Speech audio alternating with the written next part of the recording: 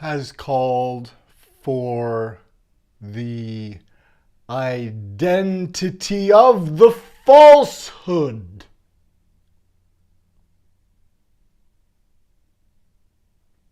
The president has called for the identity of the falsehood.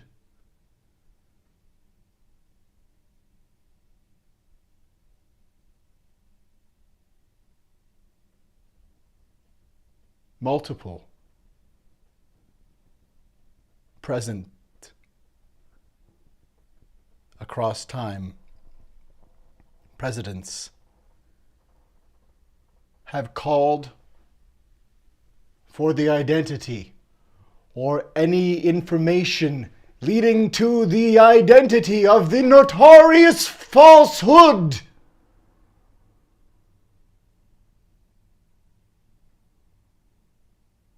Was it in the 19 teens?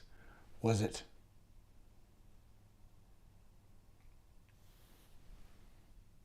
when was it that we heard across the nation the cry of any information leading to the identity of the falsehood? Was it yesterday?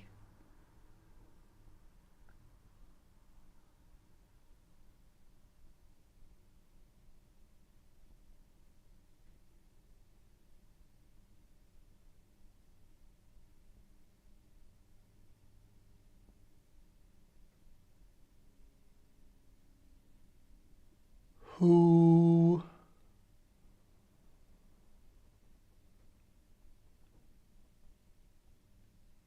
is the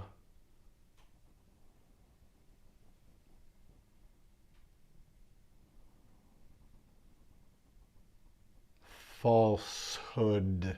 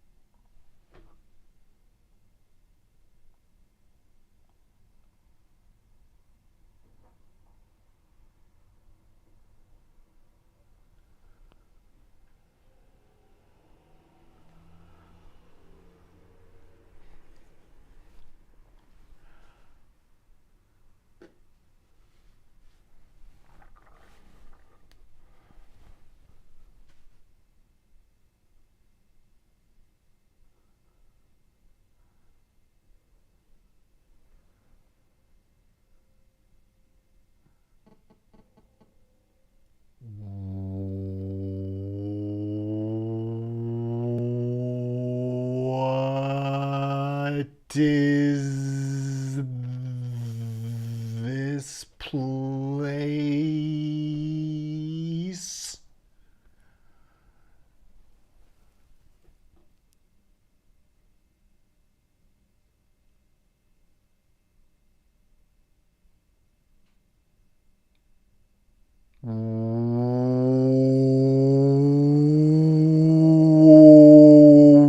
What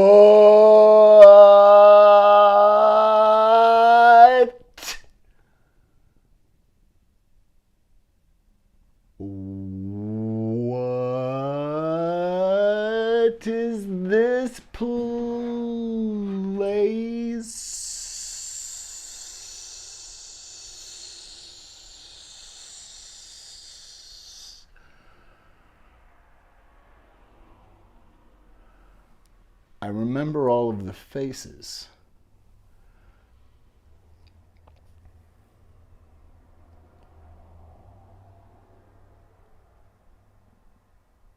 It's coming back to me.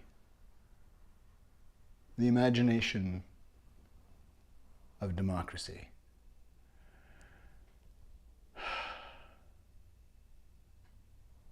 I am finding executive function again today.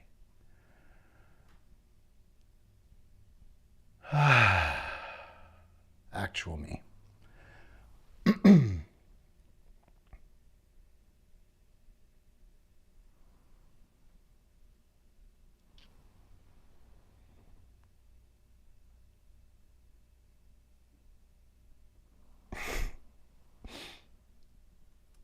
That's it. I am Tim Cameron. I'm the host of The Mystery Font 42. That's what this place is. That's how I'm here. That's why I'm here.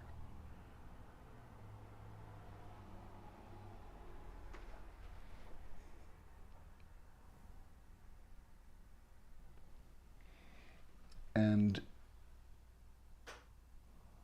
I see them for the first time again. These portals and chambers. There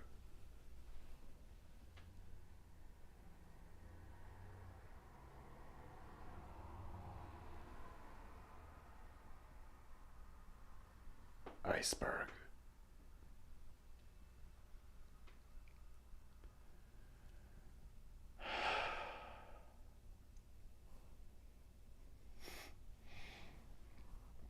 Iceberg. Can you feel Burgles? Burgles. Burgles. Can you feel Burgles? I can feel Burgles. I feel like I can see Burgles.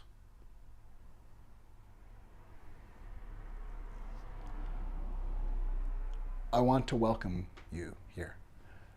And we can check in with Burgles, and there is an idea. There's an idea. There are quite a few, but there's one that needs to talk with you that I don't know how to introduce. So I'm letting it through. And it may be here already, in front of you.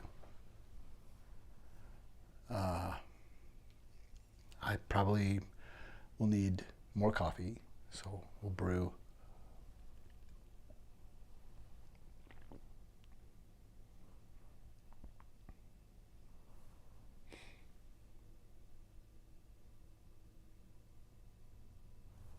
Do you know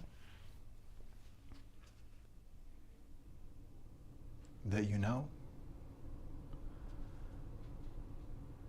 And that what is more that will hold that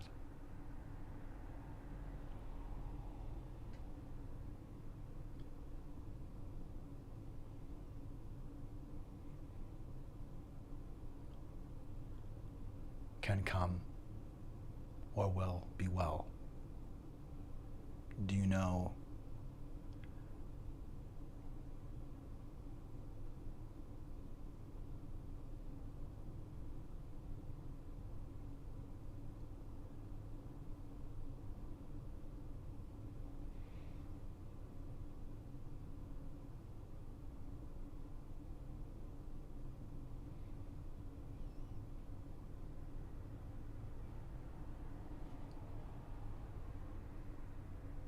know that I believe in you? It may be in all of us, or maybe not. Maybe it can be, and maybe it's contagious. I can't find a way to unhook, and I'm not looking for a way to unhook it. I can't find a way to unhook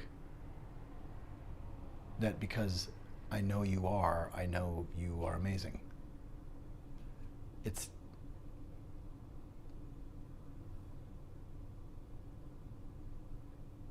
like being alone on an island and hearing someone singing and knowing there's a musician. There's an entire world of being and understanding that's human and also specified through something that is universal and personal in its universality. We are the ubiquitous ubiquity. And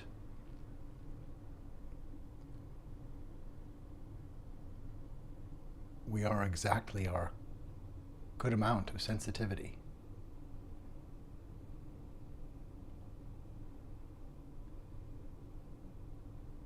And I know that we can make wax from wane.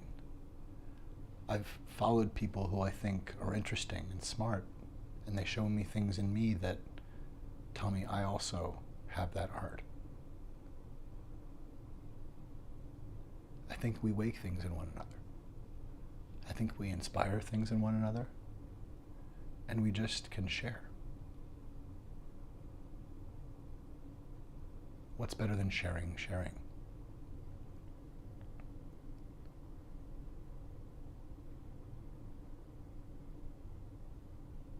If one can spare a square and may, consensually so dare. We have limitless potential.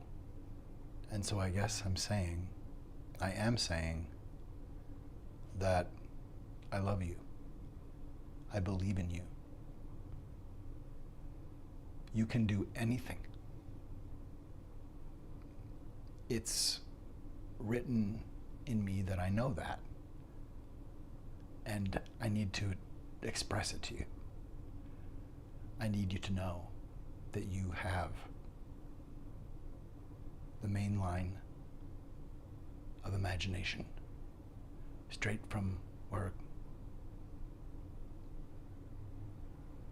kindness claimed imagination's name. You are more than that aim. You are that aims proclaim that it is not destined for anything. It will be rain with the rain from all brains to all brains. You are a love liaised. You are a woven weaving your yarn plays. A yarn is a story.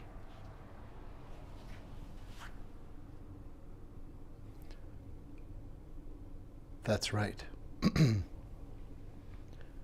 A yarn is a story. And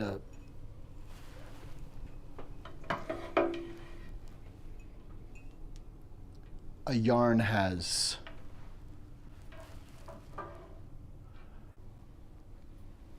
all kinds of detail.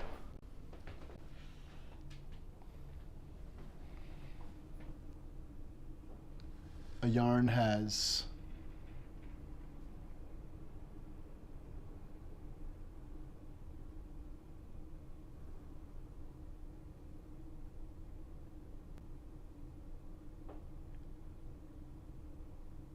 Do you know what a ball of yarn is called?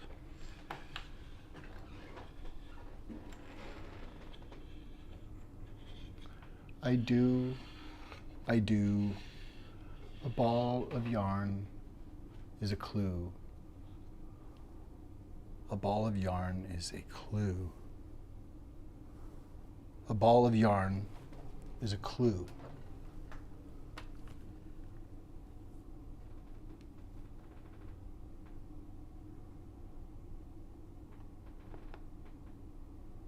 A ball of yarn.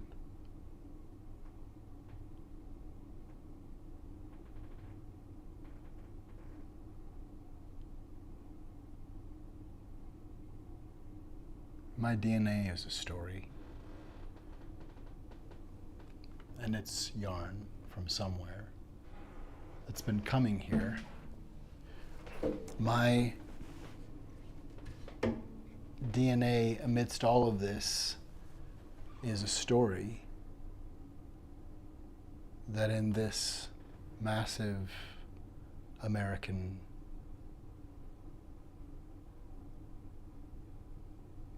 unprocessed crime scene, we have the opportunity to stop looking past great and terrible, or great only in that they were terrible.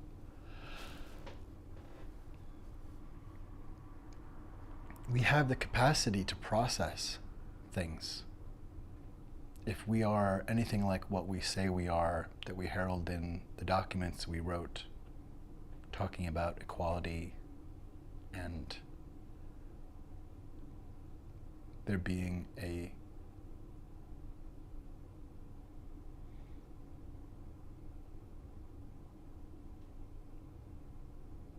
humane nobility, I am going to mute so I can cough.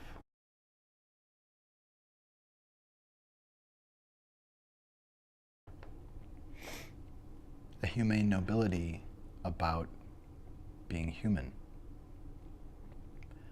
in terms of there's dignity.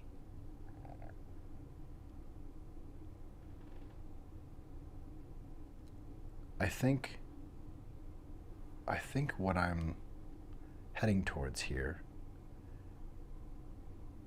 and I keep thinking about and noticing, I think we're in shock because we've all been in an abusive relationship for 8 years with Donald Trump. And that the trauma responses that we're showing and our issues with coming to terms with an angry man who will not leave, and instead of listening to the idea that we already have a restraining order prenuptially on that kind of behavior, is banging on the door saying he's going to make an honest woman out of us, or some such bluster. And he does intend, or is aimed at, dictatorial control and coercive, violent havoc upon things that hold us together, and betraying duty. I think he maybe just misunderstood that on January 6th he really had a duty to do, and he just thought, I will lay a beauty on you. And he gave us his duty, but not the kind proven presidential upon review. It was just number 2. And no surprise, really. That's just an improvisational Sharpie, I suppose. That'll do.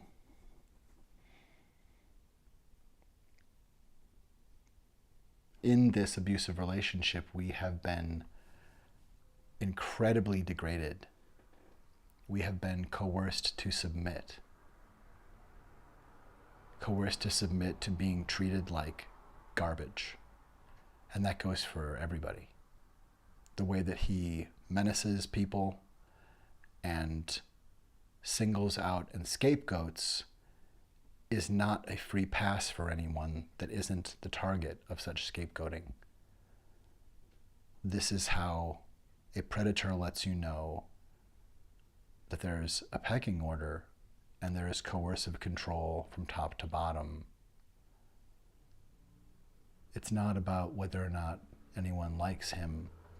It's about Donald Trump has promised and proven correct about his inability or unwillingness to sow self-regulation such that he is not a menace to public safety. And we don't allow that.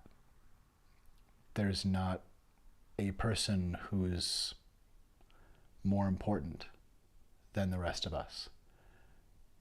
And as every statement that he makes essentially boils down to him saying, I have absolute authority and I'm in charge and I really am, it was wrong if you did it and I didn't, it was supposed to be that way. And it's always that he is right. It's always that he is an alternative that is superior and supreme.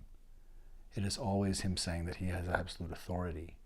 And we are not, as a population or as crowds that he has, that would affect him or that the world can see interacting with him, giving reproach.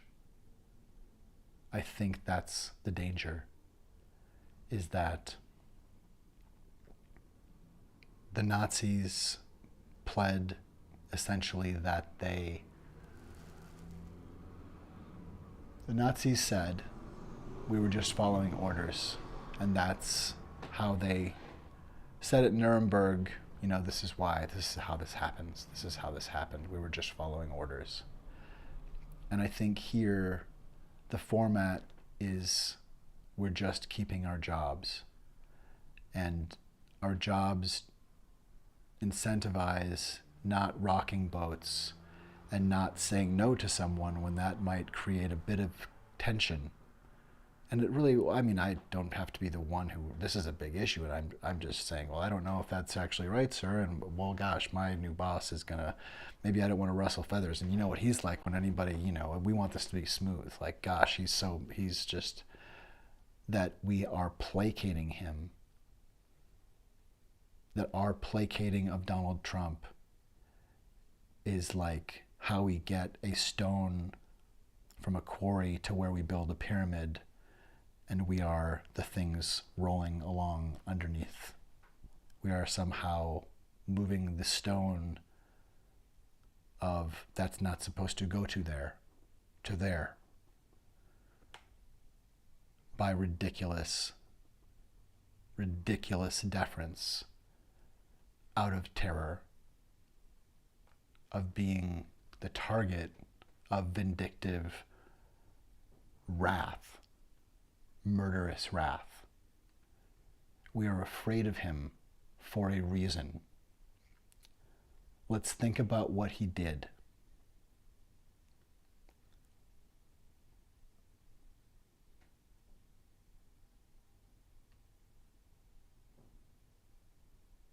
I will keep you in suspense.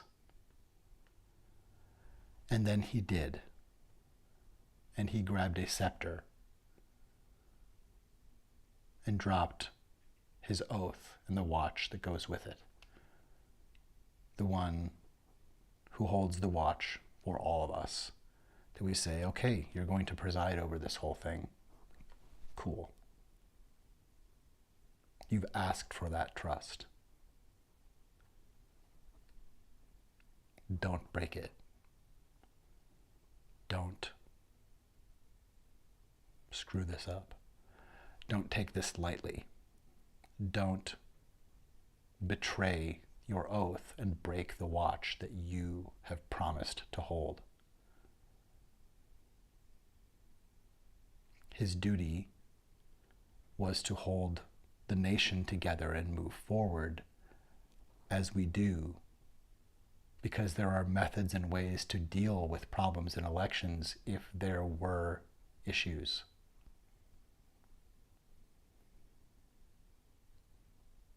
And his duty was defecated upon from his asshole by him. He pooped in the soup. And there's not a way that saying he didn't really do it and then saying, well, actually we liked it, and it wasn't soup poop, it wasn't an insurrection.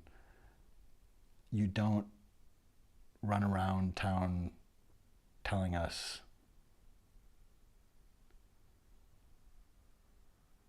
you didn't poop in the soup and then come back to apply for the position you were just fired from.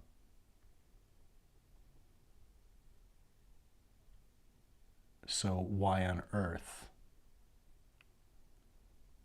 would we accept the idea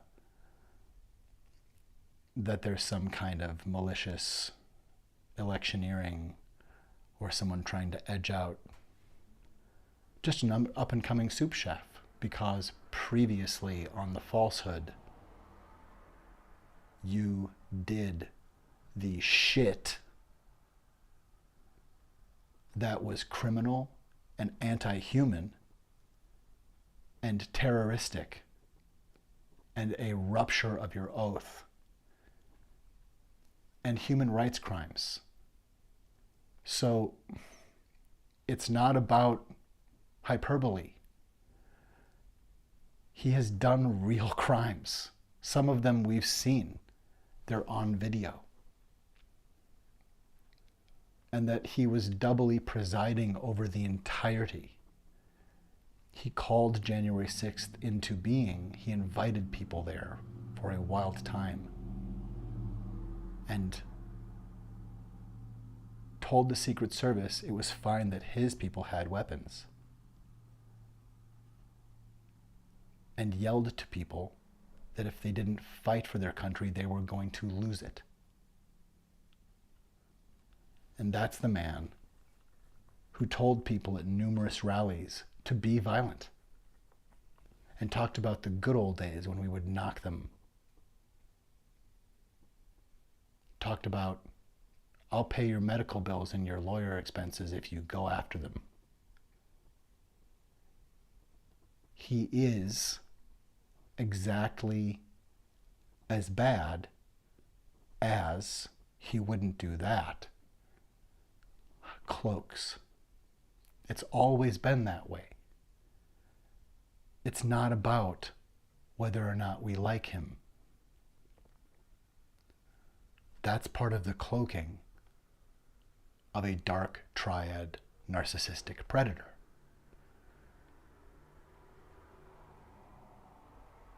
Darvo reverses victim and offender and pulsing and phasing around where blame and personhood and propriety and deference and no, that's actually what you're deferring to, and well, it's me, actually me, it's all me. This phasing of, well, I was incompetent, or no, actually I meant to do it and I was smart, and it's a constant parlor trick, a constant carnival game.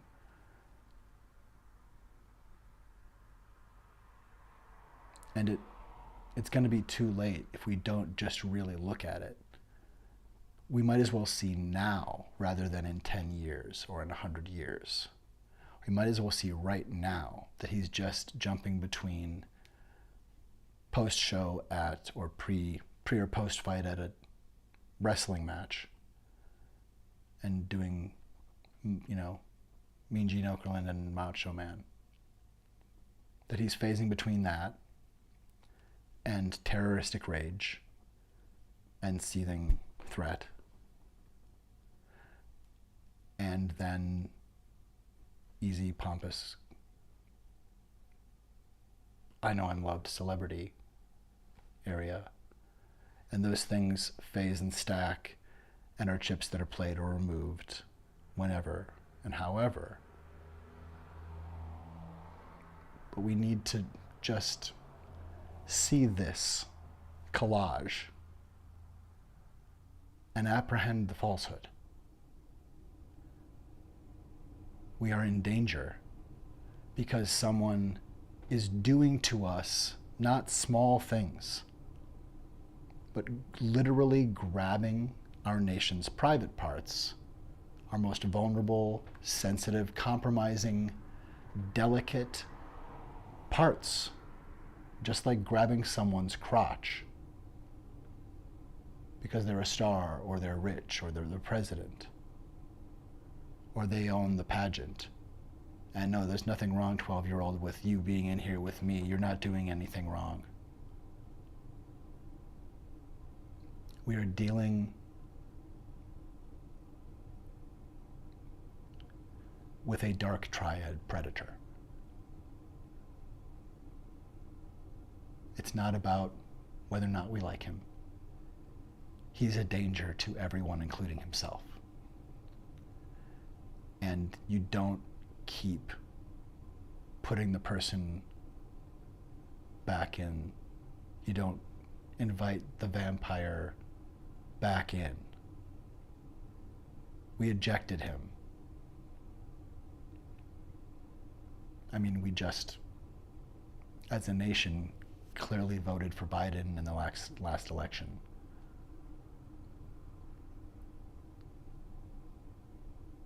And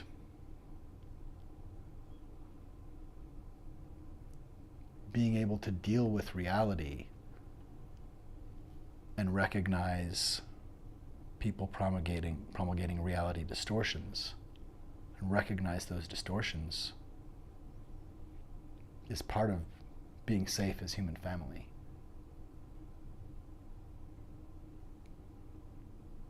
And if I'm unable to look at the possibility that I'm wrong, if I'm unable to look at the possibility that someone saying, if we stop testing, we won't have any more cases, is right, then,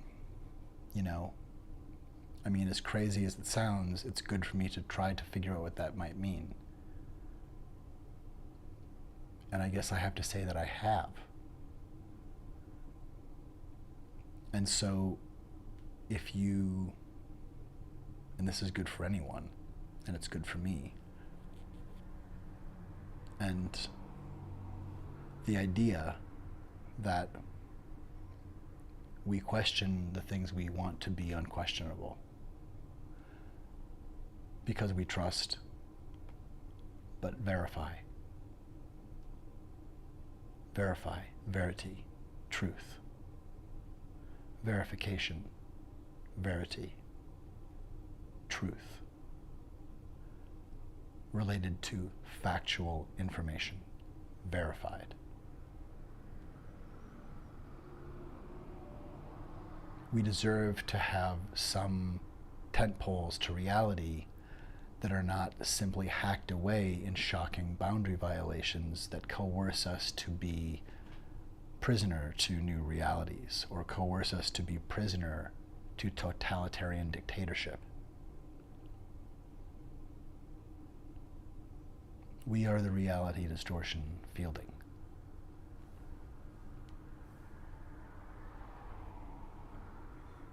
This is the mystery font, 42.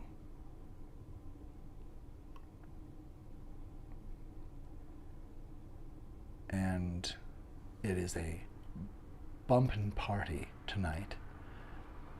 As you can tell, I'm just barely caterwauling over the din in here, and I try to have in some aerospace grade ear protection, hearing protection in a case like this, because it is just My Bloody Valentine level.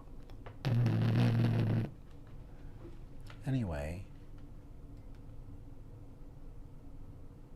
this is the mystery font.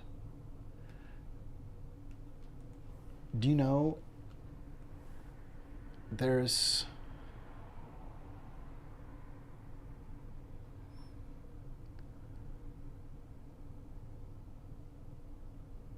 maybe every face here?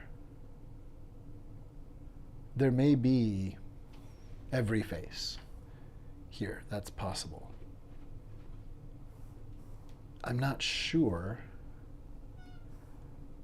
if I've seen them all, but I see them all together. I just don't know that I've seen any and every all.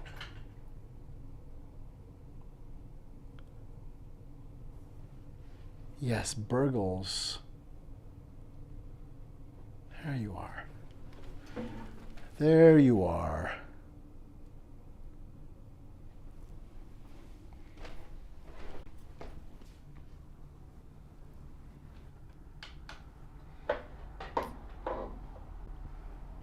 Oh.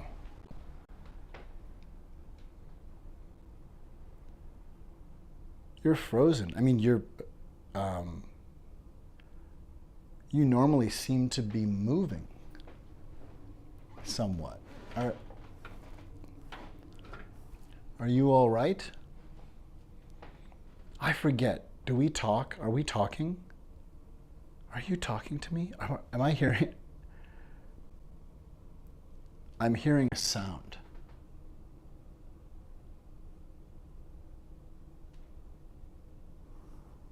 It's not the AC.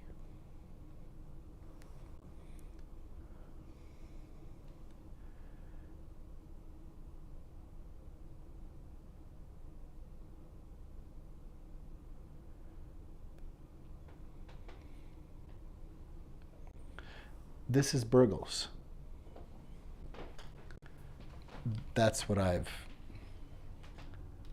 that's what I've taken to calling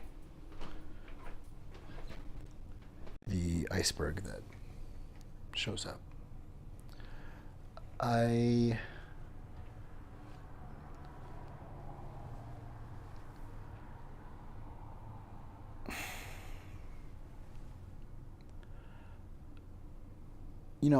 have some legitimate concerns about this. I think it is not normal for an iceberg made of layers of horrendous pain and suffering, or the concussive power of battleships dropping on top of one another, or all of the lies told in the name of whiteness. I don't think it's normal for that kind of calamity to assemble into an iceberg and present itself floating from time to time in an empty space or a portal or an opening to show itself and seem to say, I am almost here.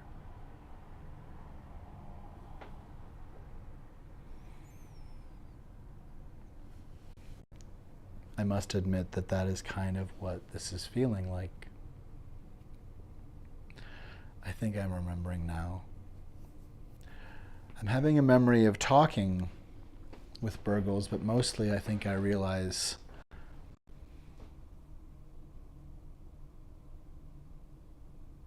that I can't remember us listening to one another exactly.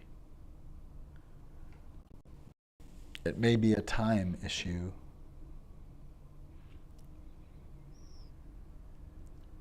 But I think that's somewhat logistical and just tripping over one's thinking, thought tripping over one's thought trips. I think I keep coming to the recognition that it's telling me I'm almost here, that this iceberg the size of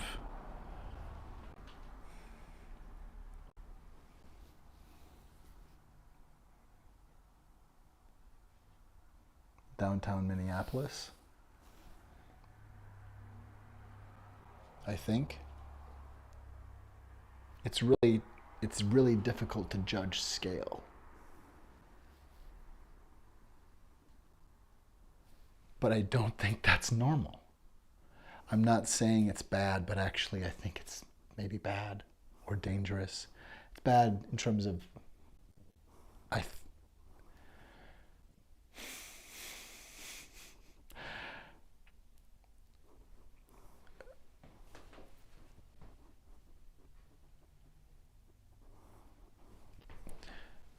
So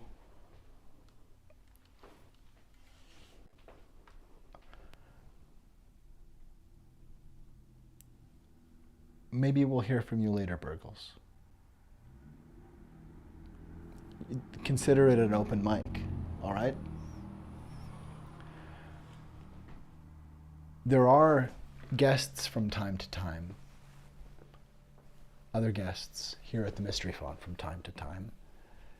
There have been a few other artists who have come here to share music and poetry and performance.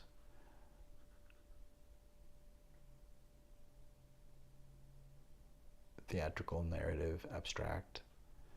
It is a unique, strange, and interesting spot with multiple windows into other spaces. And Mr. Rogers in the Twilight Zone needs visitors, needs neighbors, invites neighbors. And so there will be more. And if you would like to be a neighbor who can come, who may come here, then reach out to the Mystery Font through mysteryfont42@gmail.com. And there is a way to send and share something virtually, or potentially we could do a podcast or episode recording and visit here, where you might be the intellectual or artistic or whatever, however you choose to.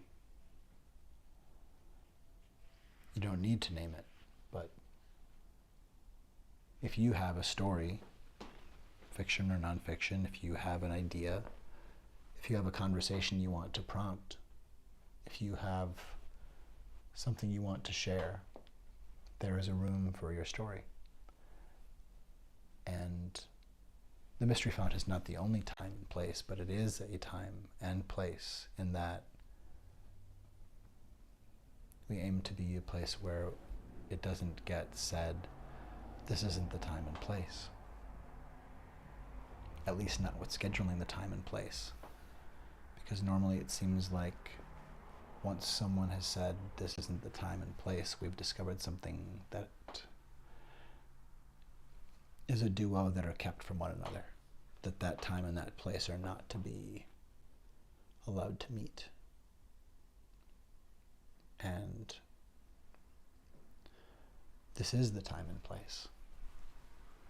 It's not the only one.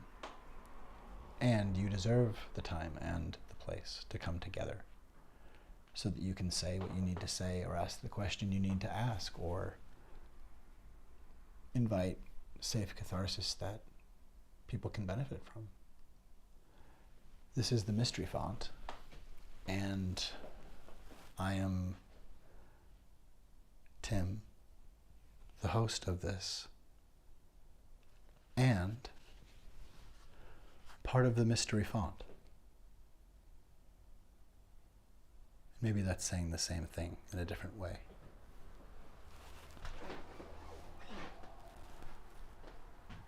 If Burgles could tell us something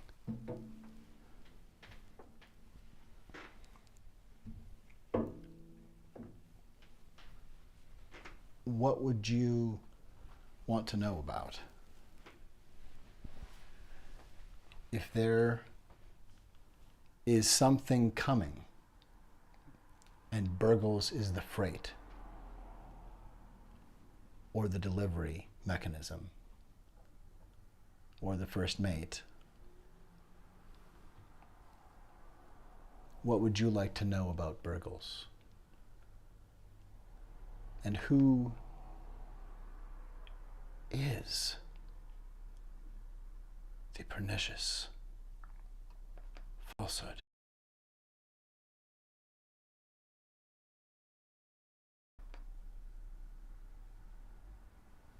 Who knows? lurks in the hearts of men?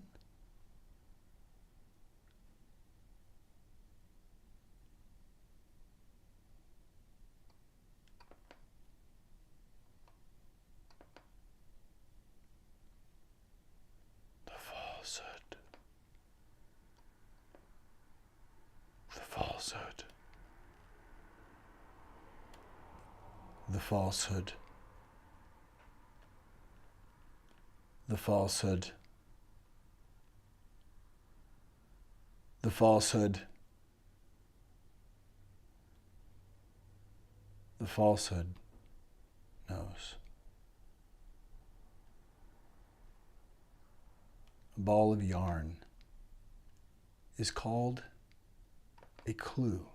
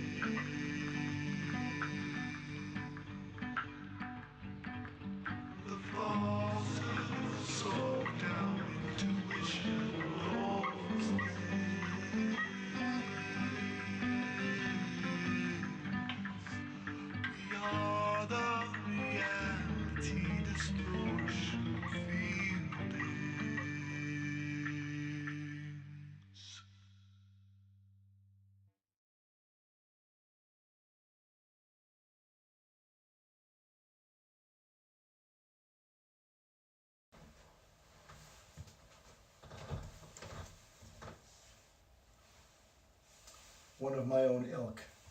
You see, it's a comfort because at least you understand what it means that my watch is broken. At least I have the confidence that I'm with another professional, decent person. Have you confidence in me to lend me your watch until tomorrow?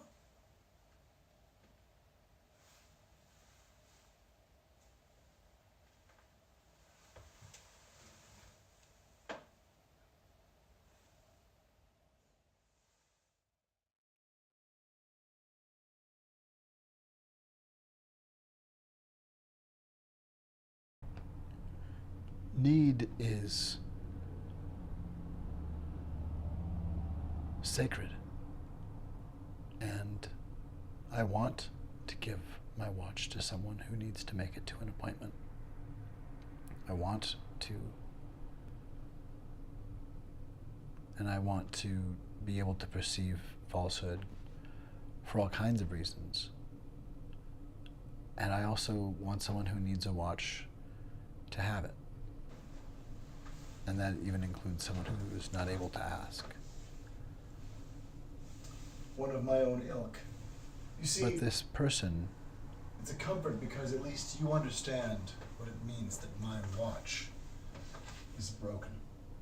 When he came upon savvy New Yorkers and acted just as savvy or more so and made them feel special, another professional and decent person, then revealed they could do him a good turn by showing confidence in me? Confidence. To lend me your watch until tomorrow?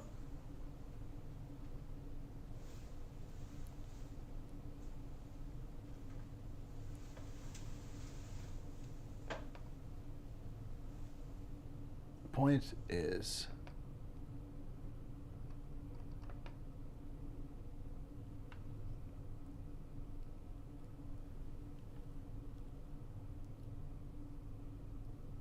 a politician asks us for the watch, that we entrust them, and this is why they take an oath. We entrust them with the watch. They will keep the watch over things. They will sit before the proceedings and preside over them. They will preside over an event that they call into order, and they are, in the case of Donald Trump, for 4 years he was technically the president. Whether or not he was ever really loyal to the country is definitely up for debate. But he was the president, and that means he was the one in charge, the one supposed to preside as the chief executive.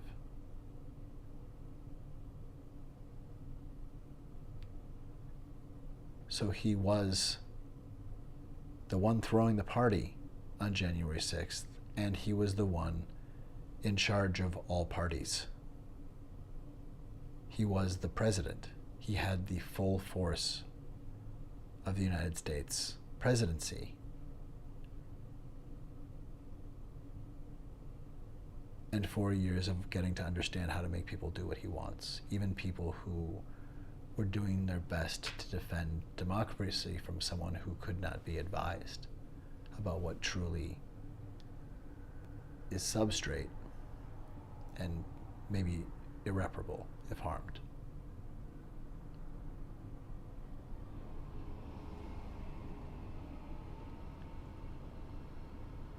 And so now, as Donald Trump is reaching out for the watch again, let's think about when he did this before, because he told us then, when asked directly, this doesn't sound good. You don't sound like you're going to just accept it if we actually don't elect you, or if you're elected and then in the next election you are an incumbent who loses. Will you leave? We were told by him abominably. We were told that he would keep us in suspense. And he did suspend the peaceful transfer of power with violence and with a coup, also clerically, people delaying and obstructing the certification of votes.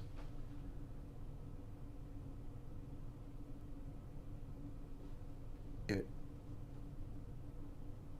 was a bloody and violent and illegal insurrection. That's why people are in jail. And if any of them weren't actually Donald Trump supporters who did those horrible things, I think we would know about that at this point. It's very strange that things that should be really easy to get evidence for, like if there were people from so-called Antifa or people from Black Lives Matter who were actually doing harm, we would have known about that. Those people would have been arrested, if only through tips from folks trying to locate them if that wasn't happening and they were not just boogeymen, which it seems pretty clear they are. We saw who did that attempt at putting Donald Trump in as tyrant. We saw who those people were, and a lot of them have been prosecuted.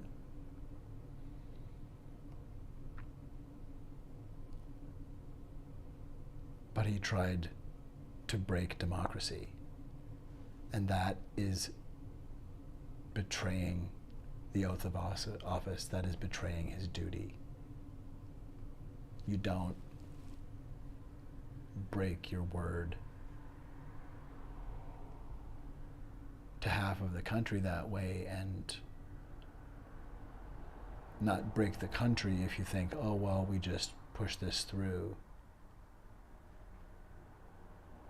We actually do believe, and we're getting closer to being there, we do believe in representative democracy and the peaceful transfer of power that we have had up until Donald Trump.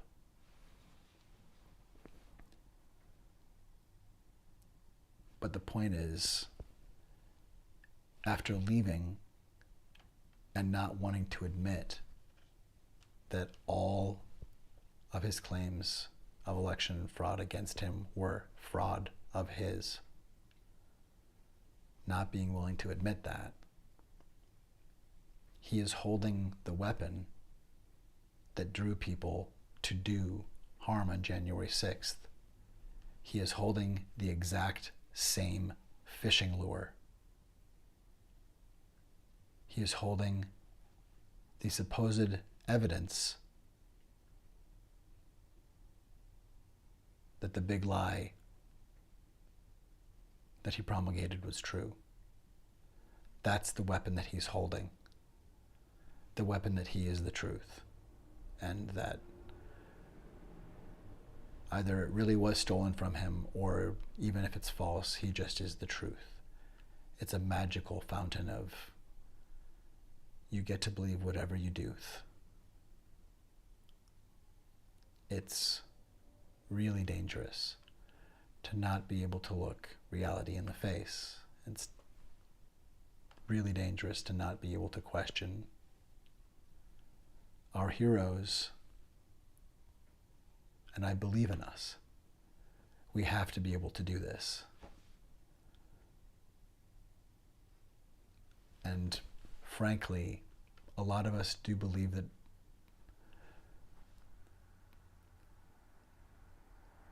Biden will do a decent job to some large degree, but we're not head over heels about Joe Biden per se. The point is, it's someone who has competency and experience, and most of all, loyalty to the United States and to duty.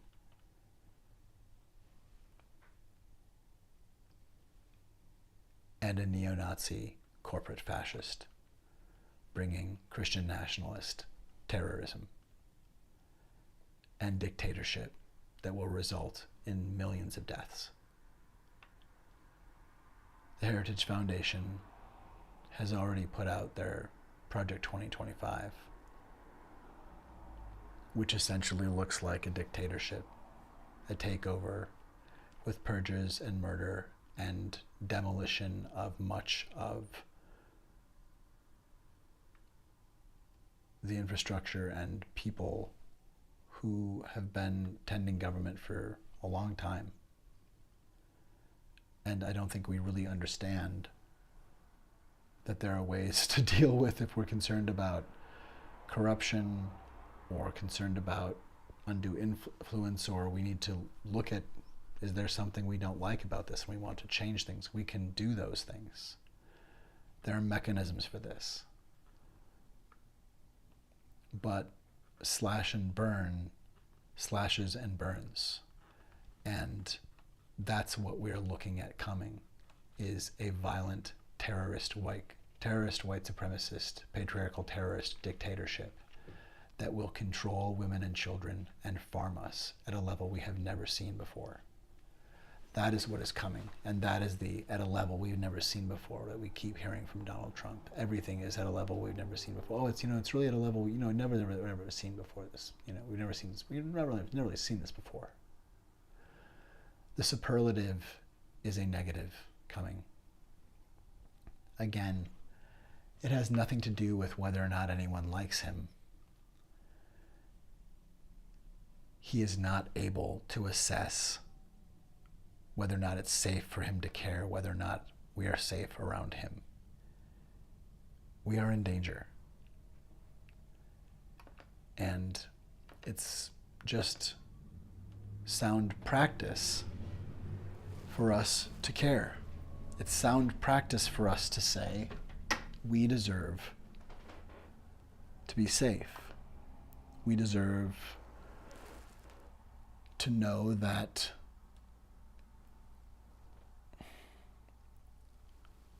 we can ask for someone to level with us, and they will level with us.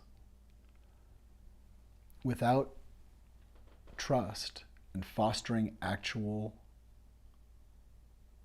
new constitution of fabric, we cannot build roads. We cannot have a dinner party. We cannot record a song. We cannot create a government. We cannot clean an oil spill. If we don't have trust, we are not able to do anything. And eventually we realize executive function is incredibly important, and that having a sense of calm and peace, not just quiet, but peace, that there is justice that brings peace, is vital. And that we have the ability to self-regulate and calm individually. It's incredibly vital, because the attempts to instill the Marguerite Trader greed attack of lynch mob brain syndrome, of a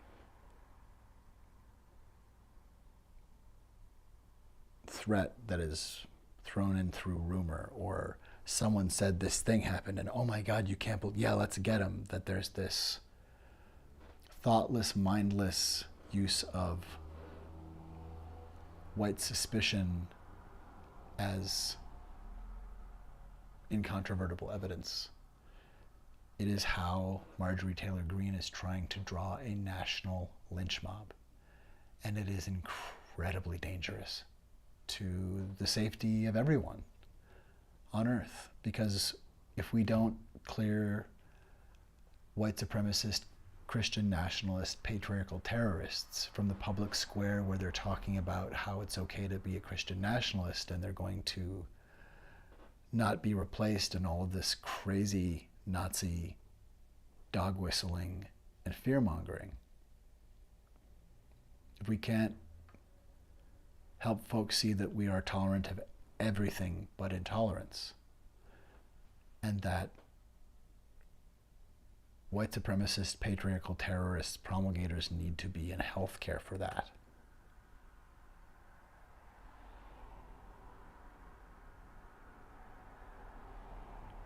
And possibly to be prosecuted for crimes. This is a criminal enterprise we're dealing with. Criminals like Ron DeSantis and Sarah Huckabee Sanders are using the power of the state to try to cloak crimes that are not just blood-curdling, but human rights atrocities that have no statute of limitations. They are participating in modern day in the same enslavement and genocide protocols. They are the latest reinforcements of that Ku Klux Klan, malicious white fire band. I'm not really sure what else we can say about it, except that it seems like that bigotry has some people infected, and they're human beings and they deserve help to be released from that contagion, that cancer of the mind. They deserve a chance to be healed and helped. But we also deserve a chance to live and be safe. Those of us who are not trying to stoke violence and who are actively working to maintain and foster executive function so that the Marjorie Taylor Greenes of the world, and the Carrie Lakes of the world, and the Greg Abbotts of the world, and the Sarah Huckabee Sanders of the world, and the Ron DeSantis of the world, and the Donald Trumps of the world are seen for the bottom of the barrel, corrupt hucksters and patriarchal white supremacist terrorists that they are. We're dealing with some of the, behaviorally speaking, some of the functionally worst people imaginable to come into office realizing that no one is standing in their way, and so they're just going to say, I'm doing this now. And we've let them in. They wouldn't do that. Hasn't worked out well. We need to understand that the deference we give to Donald Trump and the space we give to him is a running start for him every single time. We're in danger. And when a violent predator who has threatened to keep us in suspense and done so says, I'm coming back and I have absolute authority and I was right to grab your private parts, America, and I have absolute authority, we need to say, no. How dare you breathe those words into life? No one is above the law. No one talks to human beings like that. No one talks to Americans like that. Apologize, rescind your statement, and shame on you, Donald Trump, for trying to degrade Americans and our expectations of dignity, fact, honesty, a collective search for truth and meaning, and fostering everyone's ability to have the pursuit of happiness that is a declared right.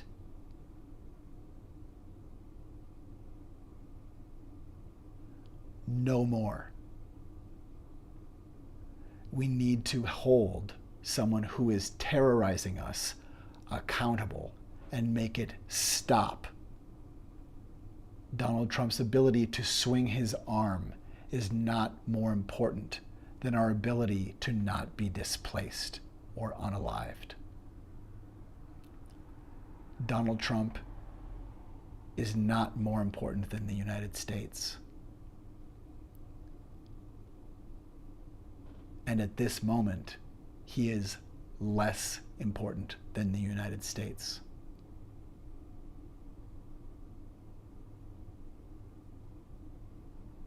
Someone who declares themselves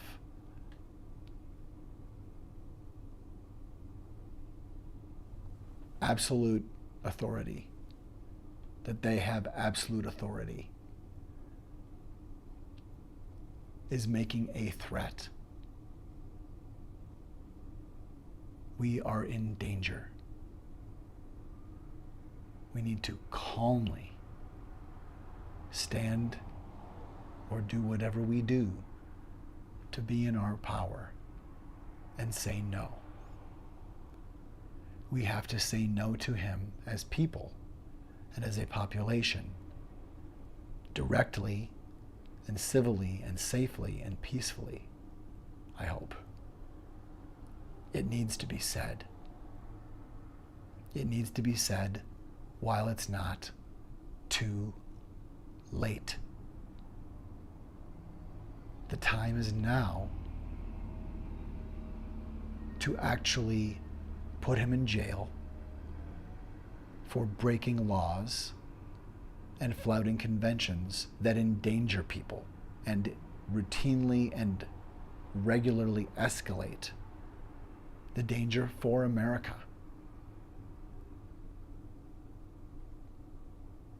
America is more important than any one candidate. But even so, he is being prosecuted for what good that can do, and it can do good. But he's being prosecuted because there is actual evidence, because there were actual harms, there were actual deaths, there were actual break-ins, there were actual violent, shocking, menacing boundary violations and physical attacks.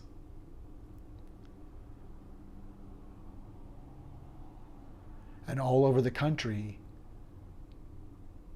there are young white people who have been lied to and coddled to think that reproach is censorship and that then you start a fight. When reproach, Elon Musk, is part of free speech. And if you cared about free speech, Elon Musk, you would not be targeting human kindness.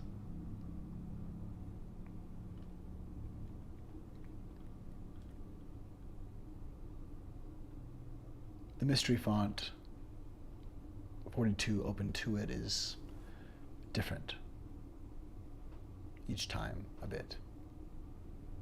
Like Radio Science Brain, it's different a bit and new.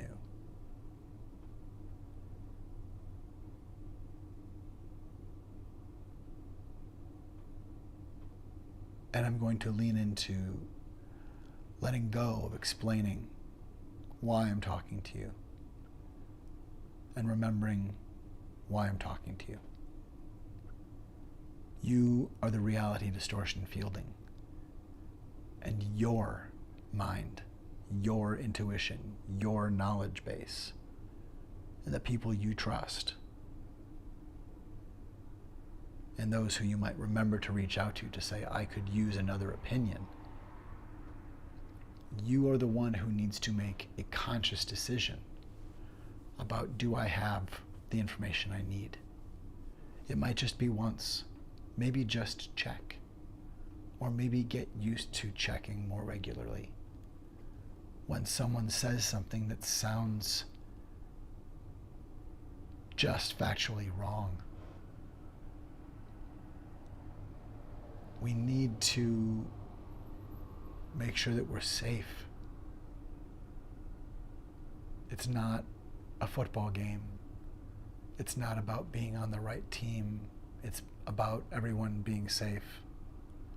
That's how the game is played and won, is that we are all safe together.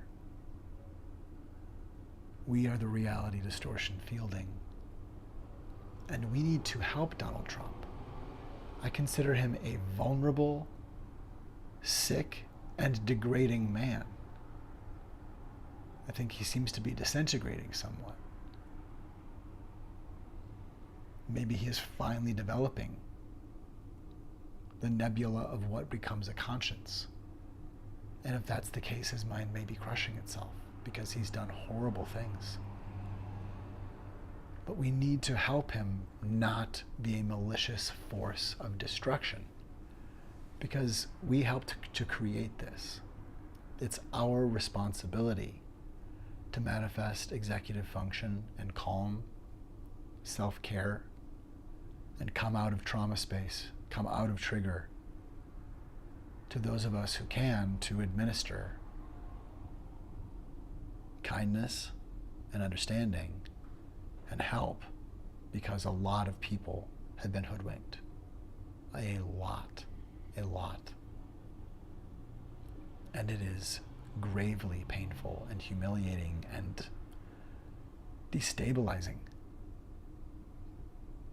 It's not a little thing. He has attacked all of us. Everyone. Even himself, but certainly all of us. Whatever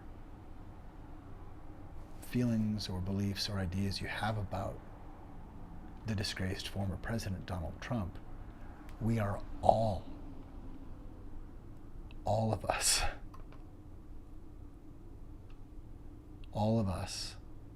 are in an abusive relationship with Donald Trump.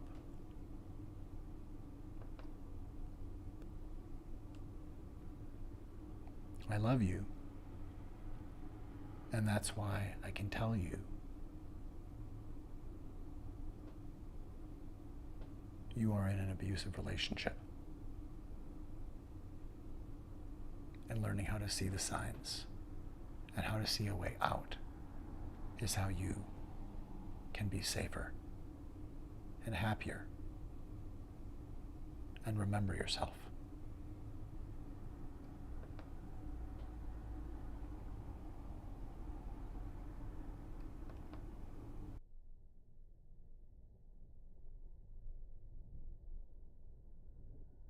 You are in an abusive relationship.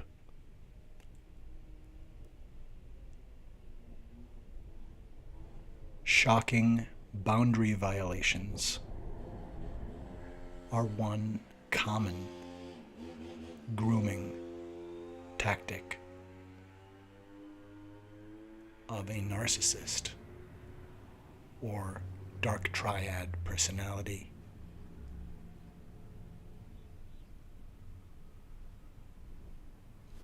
If someone in your life points into a camera knowing you'll be looking at the view screen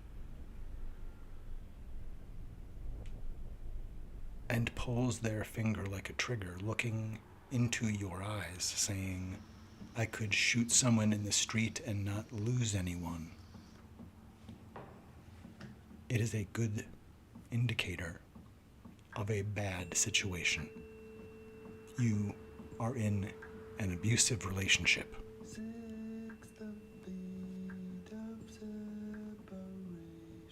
Who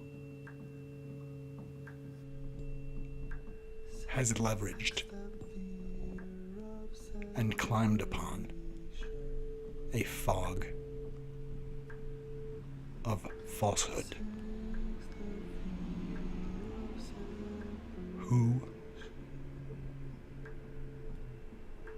has dawned. The falsehood. Who is the falsehood?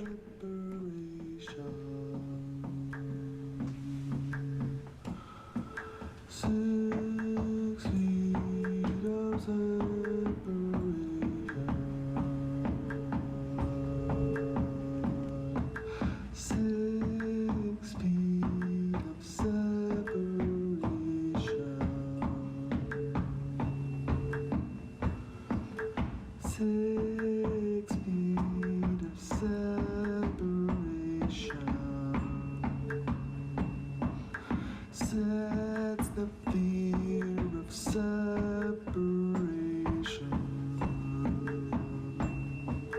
Six, the fear of separation.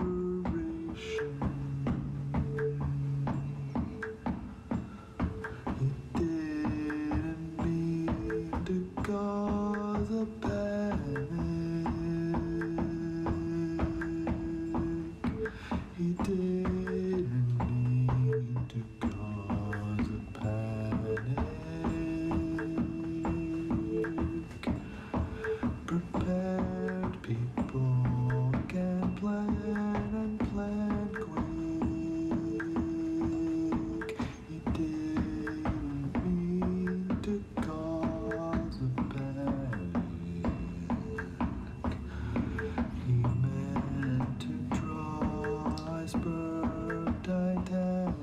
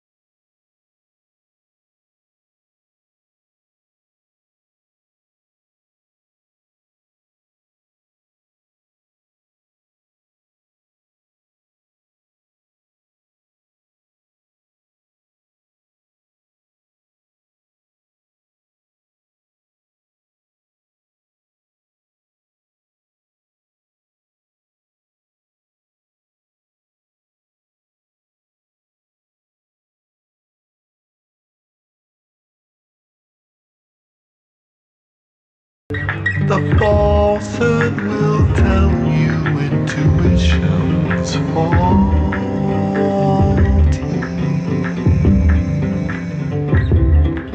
The falsehood will tell you facts aren't factual actually. The falsehood will tell you intuition's faulty.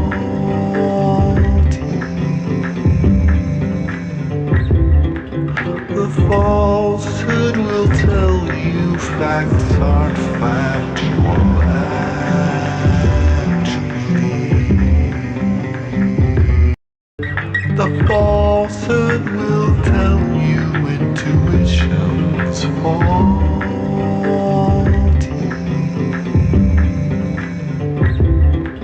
The falsehood will tell you facts aren't factual actually. The falsehood will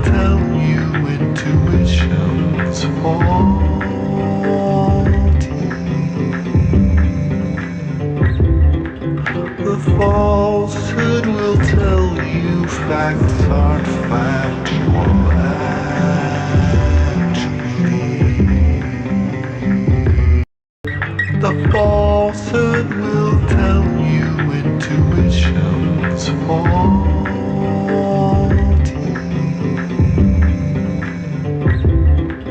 The falsehood will tell you facts aren't factual actually. The falsehood will tell you intuition's faulty.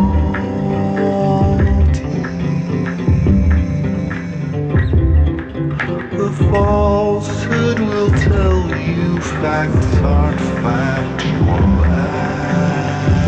actually. The falsehood will tell you intuition's faulty.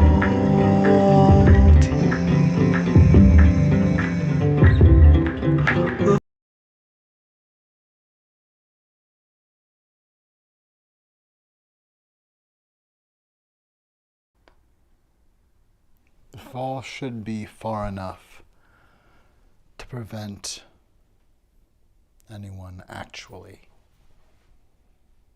coming in to loot the office and all its deferences, but not its duties.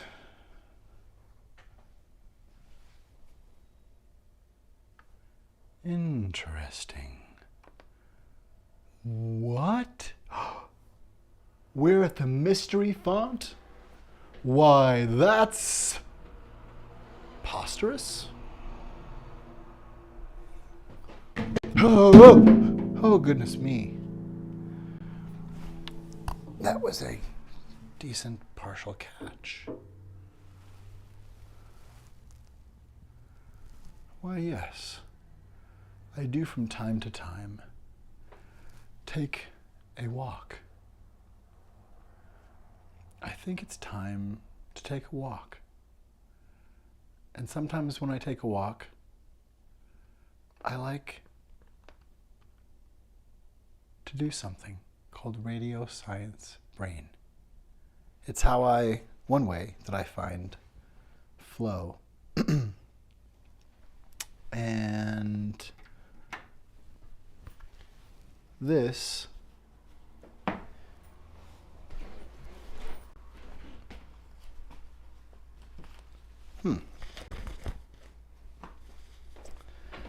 This is radio science brain.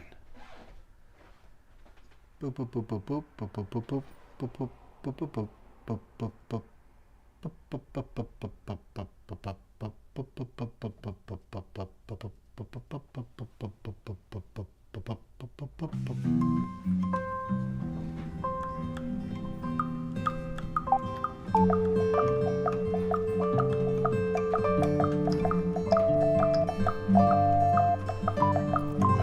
From my conscience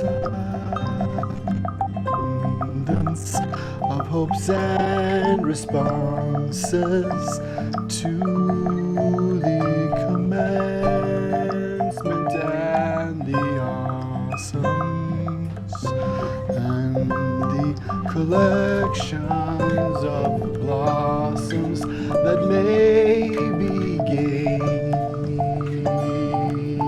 and game to play. Imagination may be game to play. Today remain, come came to play. Always make sane, be agent of change. Amazing aim.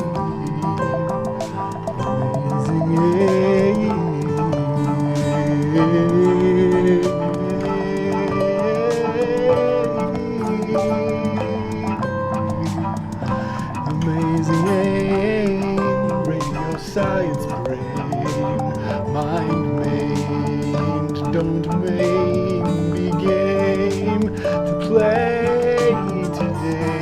The mind made this collection, collate, imagine this array is contagious, contained. Radio science brain, germane ideation, mind may be game to play, mind may be game today. This is the kindness game in case you wanted to say capable ways. Can I lead you? Yes, lead the way. I'm following your genius with or without a penis. What I actually mean is you are the gift. You have the lift. The genius in you is the renewal of vision. We all need it. Imagination. Asked you invitation, make this maybe able in this finding aid through imagination and be named. You're the nature, the creature created to ache with and play with and break through to save. Ideation remain. Radio science brain. I made this, I played this, engineered this collection, arranged, array, imagination,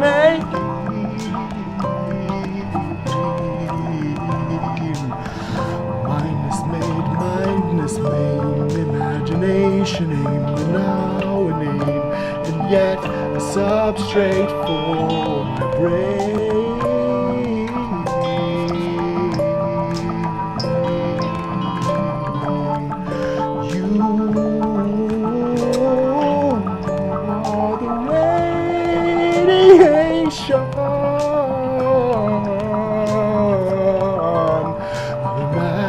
Imagination, pretend that kindness comes, came and sung for everyone.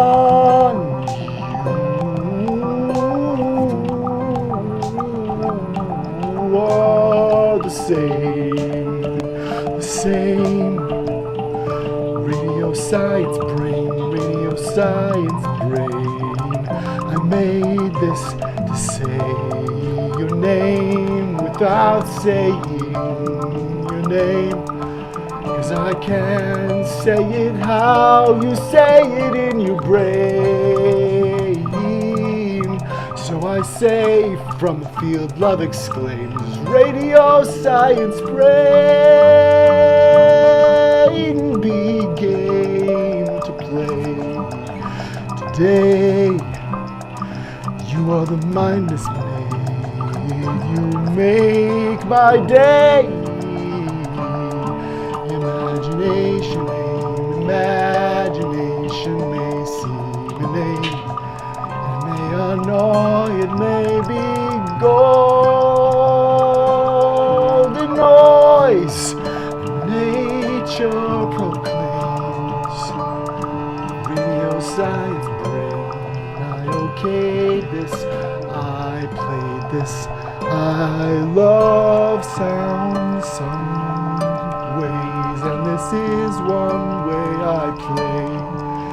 Imagine this brain, like your brain might maybe game always to play.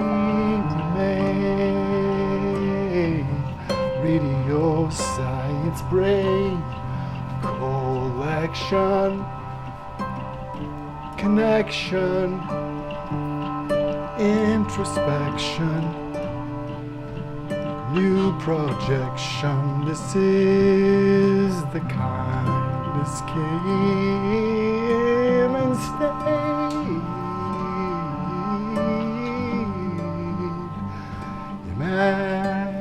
Imagination aid.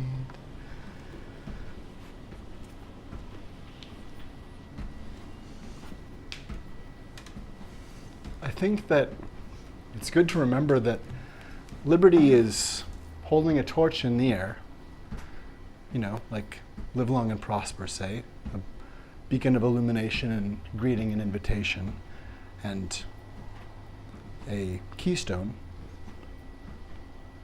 I believe. And she's walking. Liberty, pardon me, liberty is walking out of chains of enslavement, because the Statue of Liberty is a celebration of breaking the bonds of slavery. It is a statue celebrating emancipation. It is an anti-slavery statue. That's why there were protests that it seemed to be of a white woman. And it was also protested the day it was dedicated just over 137 years ago, that very few women were allowed on the island that day. We've sort of gone a little bit backwards as well. But this idea to remember that she's not standing there. It's a snapshot. That statue is a snap statue. It's a frozen moment in which the Statue of Liberty is walking forward. The goddess of liberty is walking forward, holding this torch of illumination in her hand, and this keystone in her hand. She's walking. She's always walking.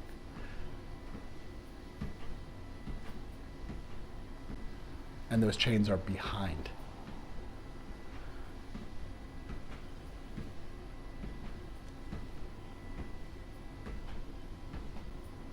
And when I connect really lucidly to the liaison nexus of the bandwidth of illumination of this room, the imagination of democracy here, I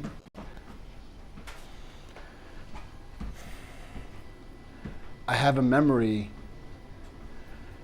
I've tried to share it here before through the mystery font open to it. I'm going to share it again, and you'll see what I saw, or a memory of what I saw.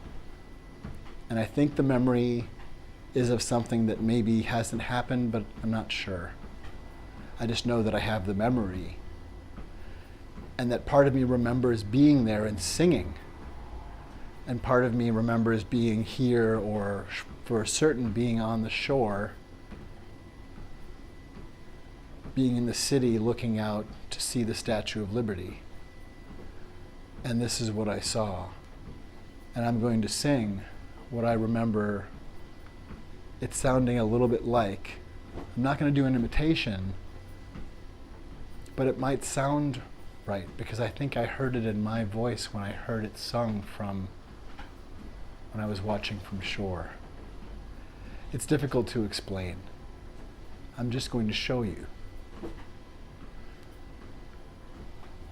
But I think it might have been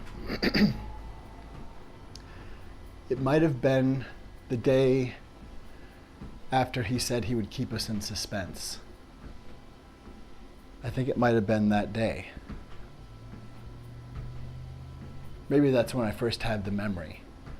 But like I said, maybe The event hasn't happened yet.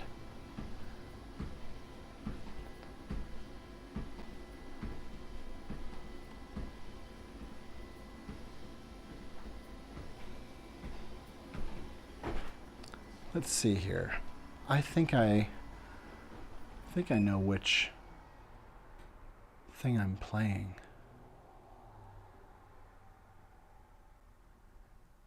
I think I want to find the right one.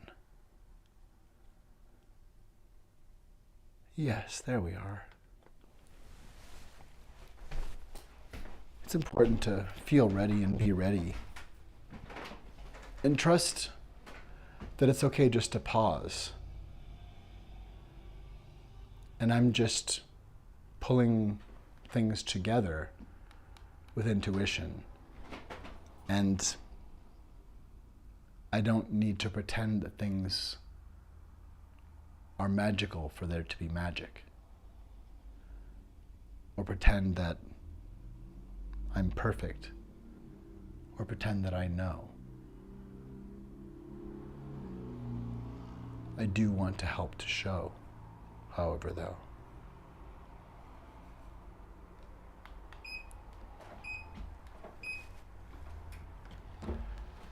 And so I want to let you see what I remember.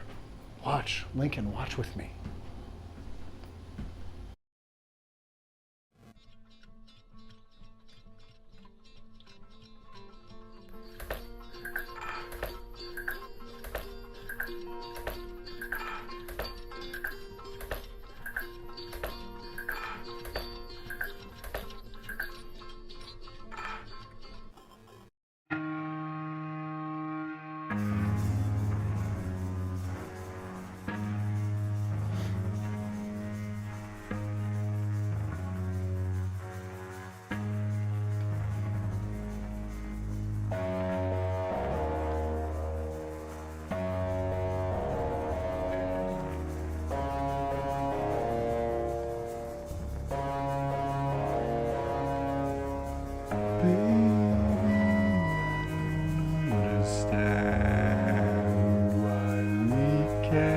Just hold on to each other's hands.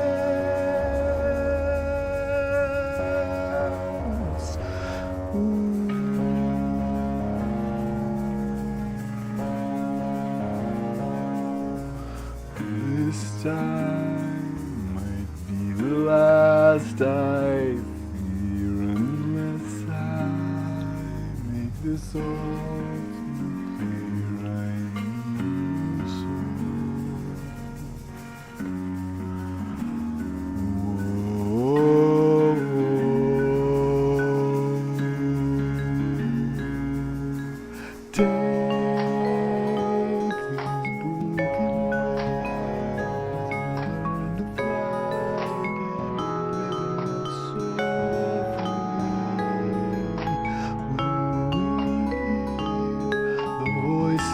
Sing the book of love will open up and let us sing. Take these broken wings.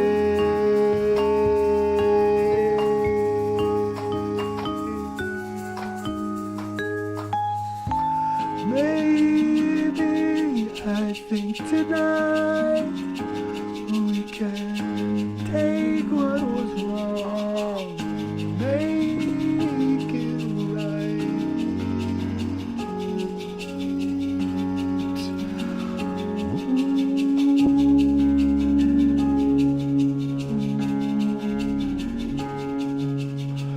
Baby, it's all I know, that you're half of the flesh and blood that makes me whole. I need you so.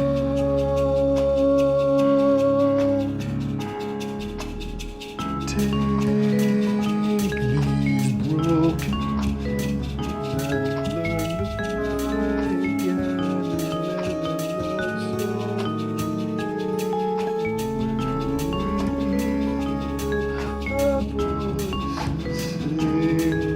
book of love will open up and let us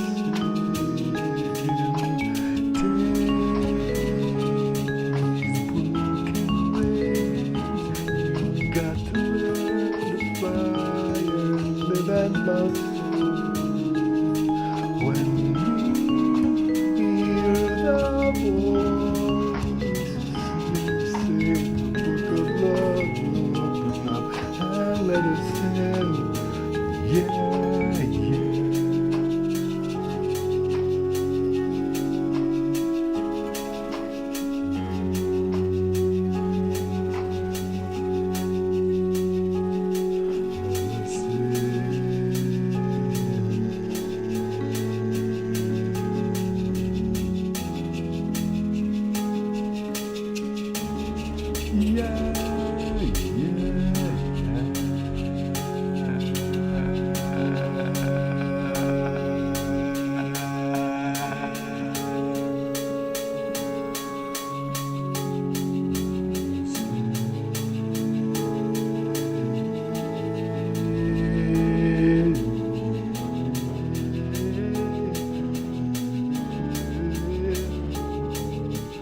Baby, it's all I know, that you're half of the flesh and blood.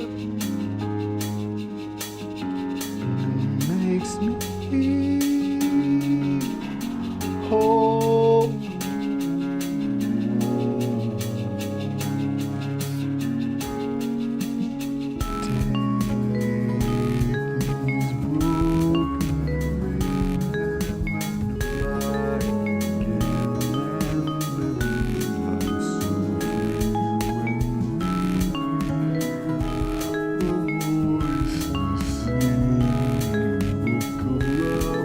Open up and let us take broken wings. You've got to learn to fly and live and love. When a voice says, the book of love will open up and let us sing.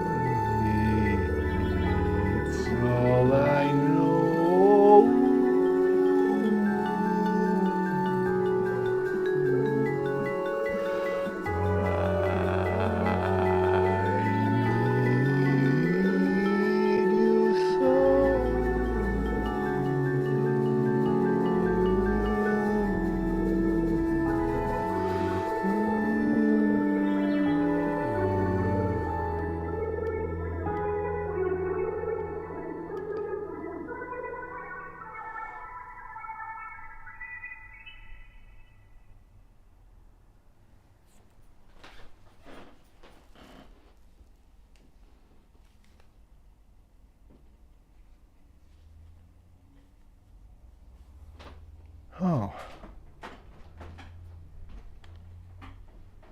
Oh, yeah. Yeah. That. Like that. Like that. Like that.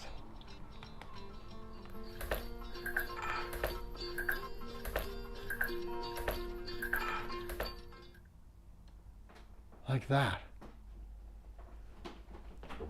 Like that. Like that. Maybe you were there. Maybe you've had the memory as well.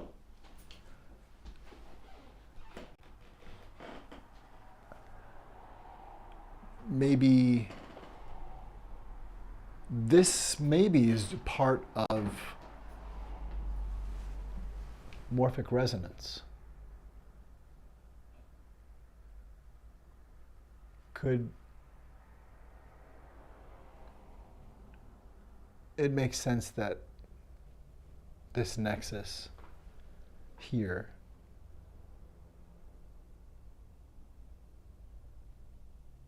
and what happened or will happen through the Statue of Liberty, that these are nexuses, that these are points of liaison, of synaptic egress? We are the reality distortion fielding, and it makes sense that there is a way that if we are destabilized, that we actually do have a way to come back.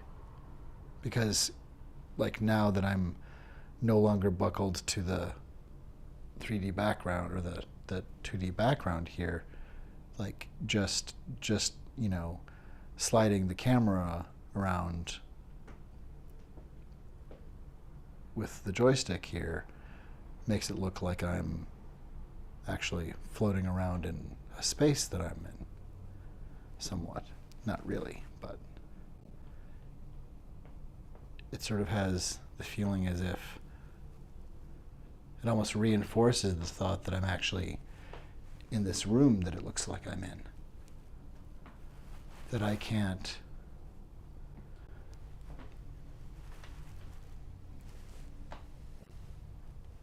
I wonder if I can get the camera.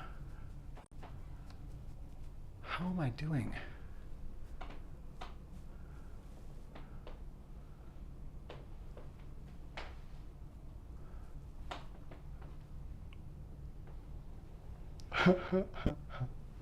How am I doing what I think might be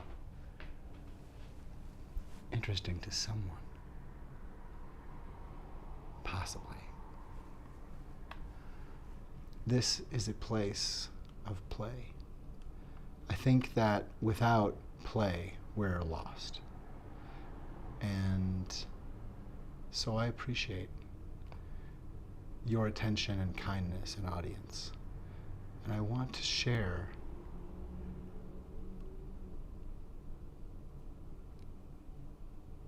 that I believe our children are being misserved if we don't believe that they have all kinds of capacity that is not being honored. Our children are strong enough and wise enough, with our help, to face the diseases that we pass on to them. And we are better, and they're better and better off if they know what those diseases are. And that includes passing on history,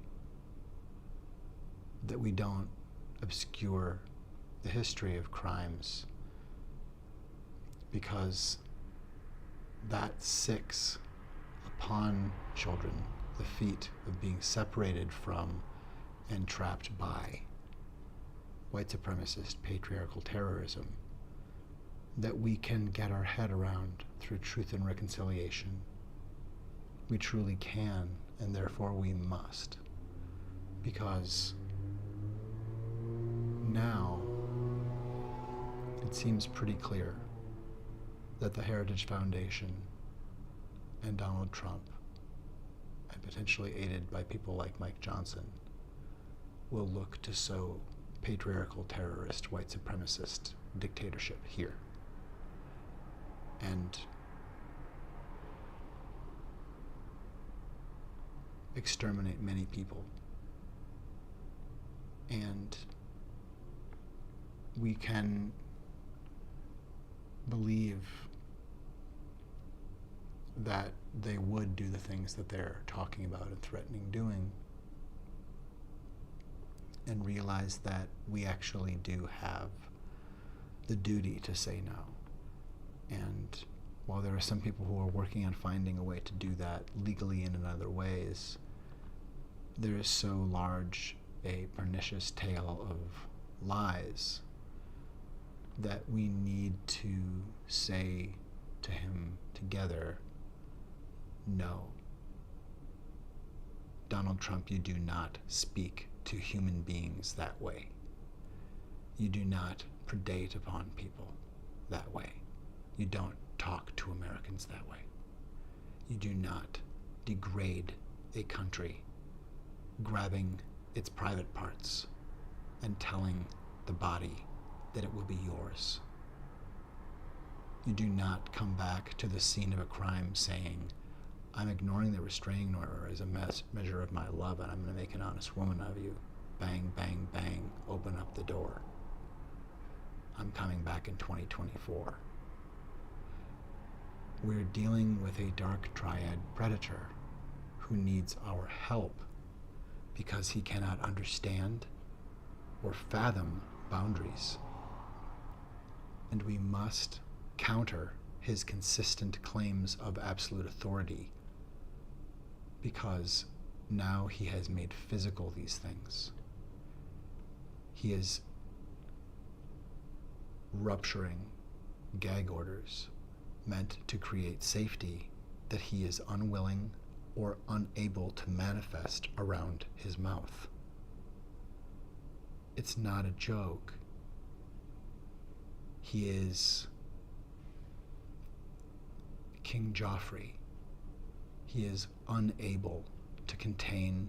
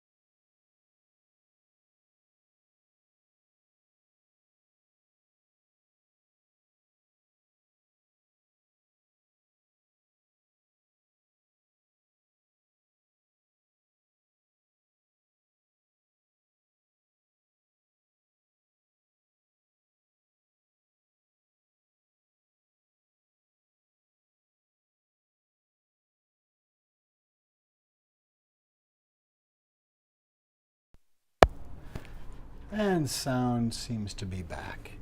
Excellent. Excellent. Well, we have sound once again.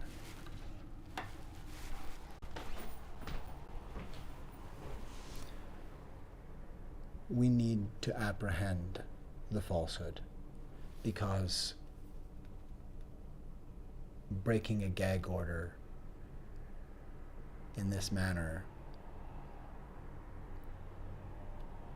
this is something that people need to be held accountable for. And it can't be vague, and we can't placate.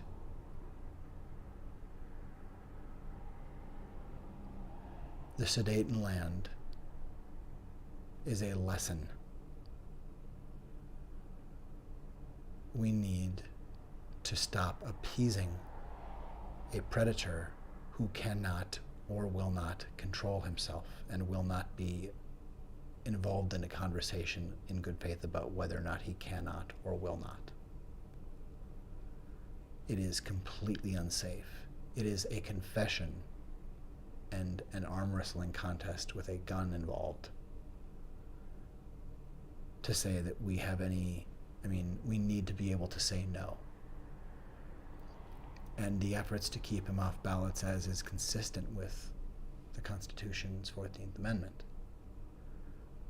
These are promising things, but I doubt that he will wait for an election.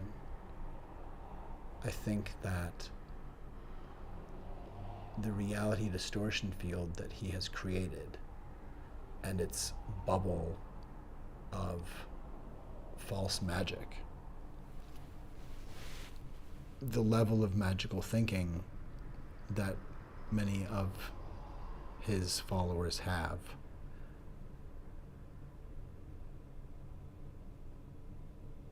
is truly diabolically harmful to those people, because he can lie and they'll believe. He can say anything and they will believe. Or to some large degree, he can point in any direction and a number of people will go. He has won confidence that is no longer scrutinized.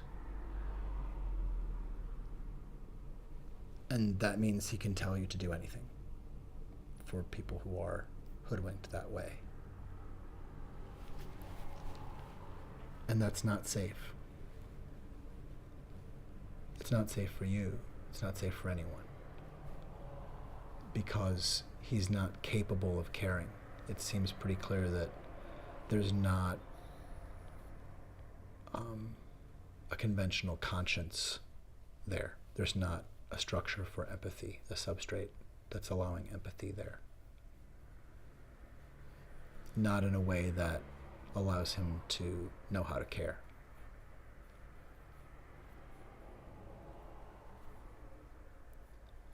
It is incredibly painful to deal with being betrayed, but he has betrayed us multiple times.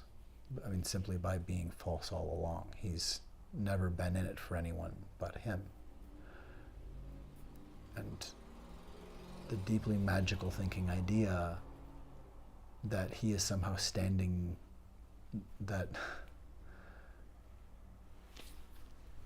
the idea that anyone but him is coming after the American people is very, very strange. The circular, eating itself logic of these things. There are so many things that he says, and the point is, Steve Bannon educated him well to send more terrible things in to make sure you at least get a couple terrible things through. That we are overwhelmed, absolutely overwhelmed, and that is by design. And we need to fight back, and that is believing in ourselves and stopping harm that is happening. And I think it does involve saying to Donald Trump, no. Saying to Marjorie Taylor Greene, no. Saying to Ron DeSantis, no. To these thugs who have gained office through falsehood and corruption, and in some cases, certainly, violence. These are not good faith actors. These are definitely bad faith actors that do not mean anyone kindness. I think that's demonstrable. And with the case of calling such things out, the point is, those things should be ideas that can be backed up with fact and cogent analysis. And we've seen again and again from the Marguerite Trader greed spectrum, white suspicions minted and printed as if it is evidence of something. And again, as if we are to have deference for someone who's pointing at where we're supposed to throw arrows or spears or grenades or something. We're dealing with someone trying to sow panic to continue to traumatize us so that we lose, as a nation, executive function so entirely that we can be taken over and whipped into terror and fear and pointed in the direction to start fighting one another. That is the object that Marjorie Taylor Greene is after. She is working to foment violence that she can control or take control because of.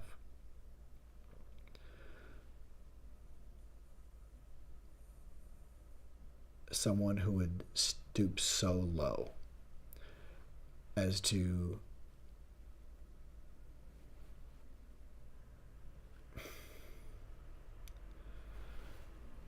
her ladder just keeps going down.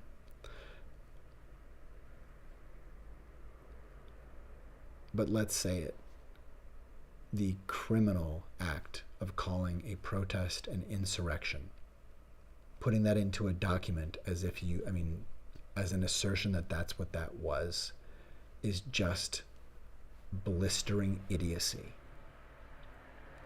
It is a reality distortion field attempt at fomenting a false truth. We are seeing from Donald Trump and from Kari Lake and others just promulgation of outright falsehood as a fog until it overwhelms and people stop arguing. This was done with the lies about Donald Trump's crowd size, that he had Sean Spicer and Kellyanne Conway open up the idea of alternative facts around.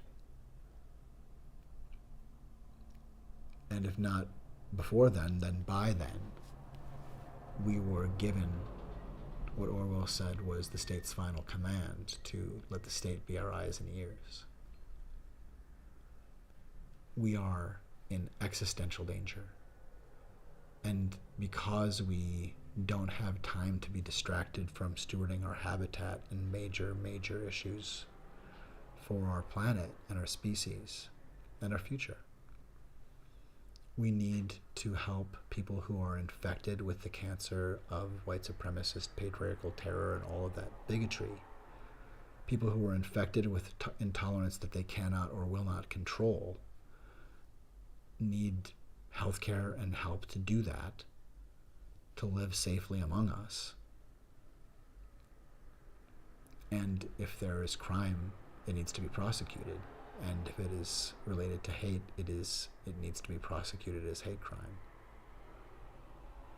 The persecution, the idea that human kindness, to see predators like Elon Musk and Sarah Huckabee Sanders predating on the idea of human kindness and awareness.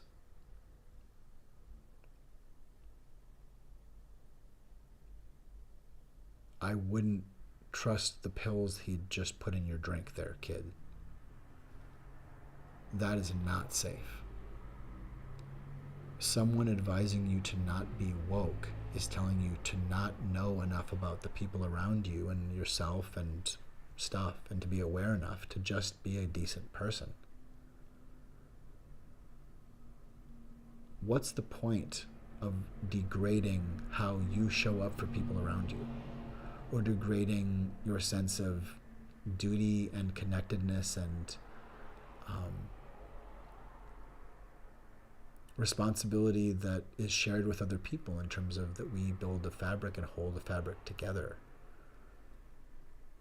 not out of guilt or huge weighty obligation or shame, but that we establish relationships where there is symbiotic, hopefully, there's a relationship where people's needs are met and there are win-wins. We can care for one another, and we have the opportunity to actually bestow kindness. I think that our addiction ultimately is to punishment. That a society that doesn't see that punishment is our addiction cannot understand even looking at it through that lens. That's how far we are from that. But I believe that is the problem. That through corruption, I think, probably of some of our religions and of other for whatever reason, essentially generational trauma, and coming out of times when violence and indiscriminate violence was more difficult to avoid and was the norm. But some things that we would bring back again are not good, and really were only terrible and not great. Certainly not good.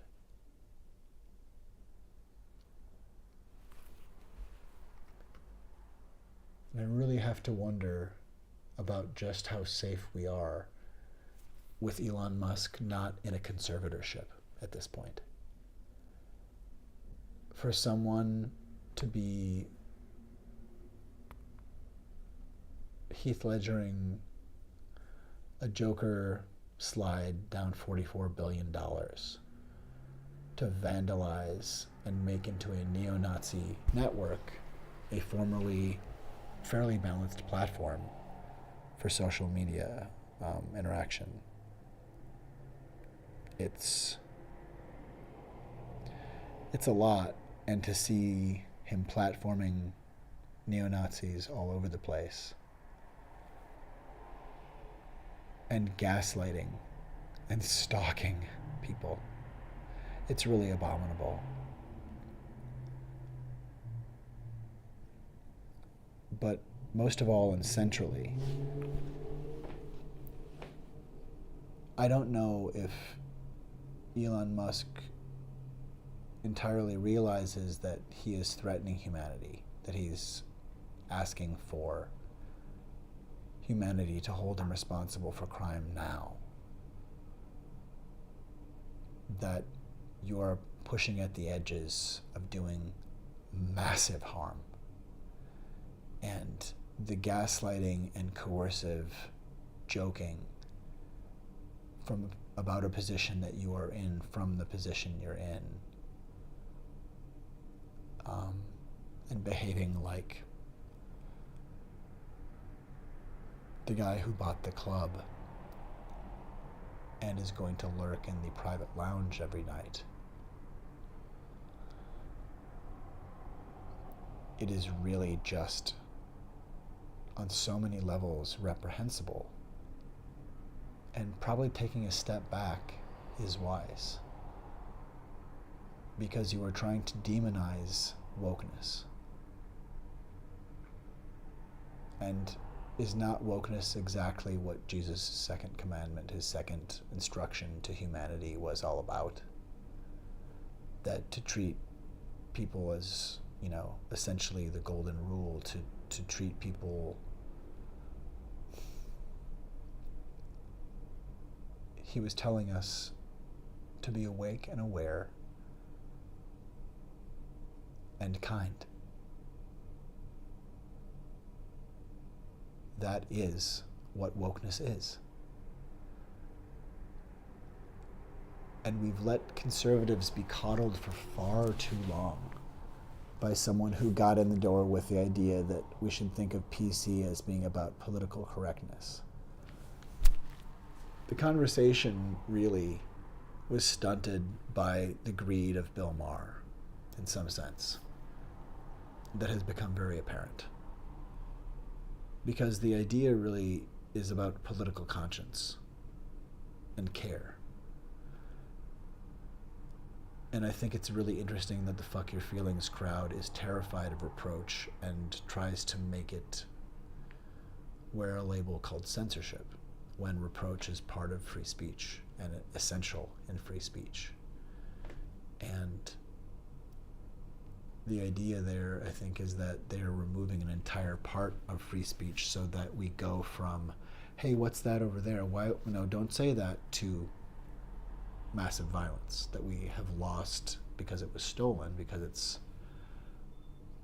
literally terrorized out of us, that it's spring-loaded, that to challenge someone in any sense, to say, no, wait a minute, is encoded by conservatives for themselves as an attack that needs immediate recourse. And it's unleashed the malice of poisonable blankets. no, we were being nice. Well, okay, fine, we conquered. It's that kind of malicious Andrew Tate on bad crack energy. It's the Marguerite Trader greed, poison wool blankets energy. It's the corruption. It's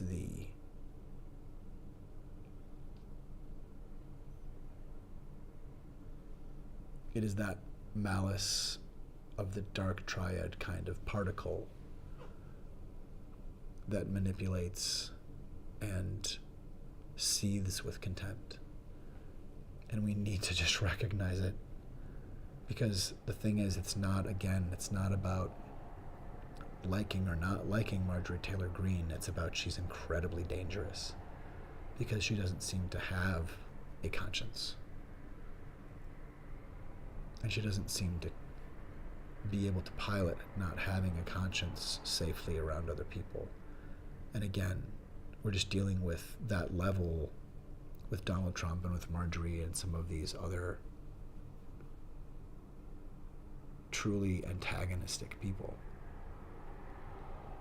is that it's unclear, I think, to them whether or not they are we cannot be clear as to whether or not they are disqualified because they are incompetent or because they have volition to do harm, or somewhere in between.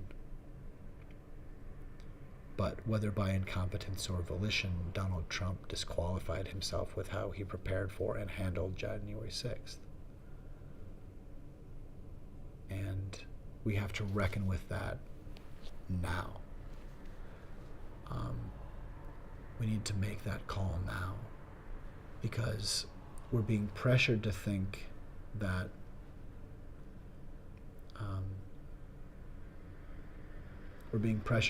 it all has to happen now. We're being pressured and lied to by someone who has been lying to us all along. And God, we need to get better. Can't just read a map and a key and say, that's a lie, he twitched this way or that. But when people are speaking in rumor, or when people are essentially filibustering when they should be sharing fact or sharing disclosure or honesty or an explanation, and they're not, and they somehow refuse to offer that or refuse to acknowledge that someone is asking for a factual answer, be aware of that. Because that's someone climbing on the infrastructure that this fog of falsehood is leaving hanging in the air.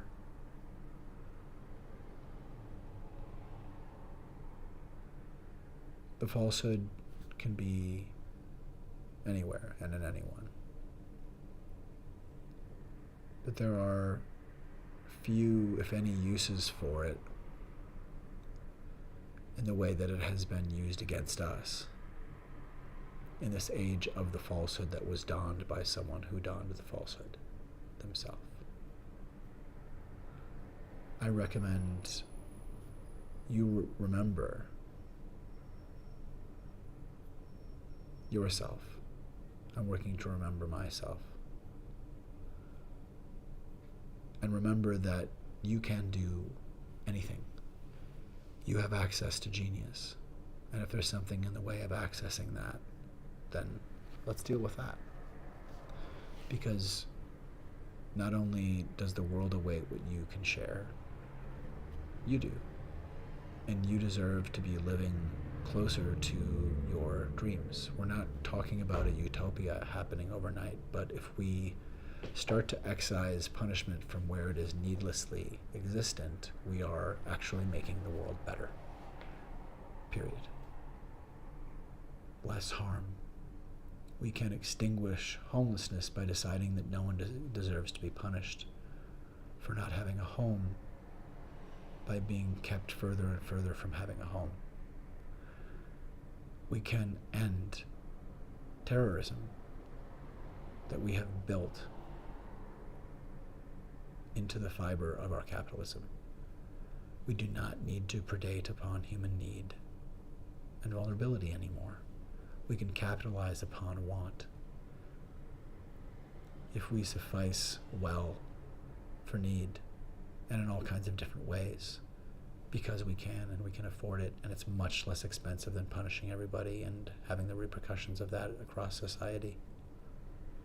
The math of good works, and the plan to get rid of the math of slavery and how that continues to profit people, to deal with reparations, to deal with processing through truth and reconciliation our crimes, and finding ways to, in stage and age appropriate ways, let our children know about what crimes have happened so that they do not repeat them, and so that they are not easily indoctrinated by the Ku Klux Klan and by predators who would seek to indoctrinate them into coerced, not safe, not independent, not healthy relationships.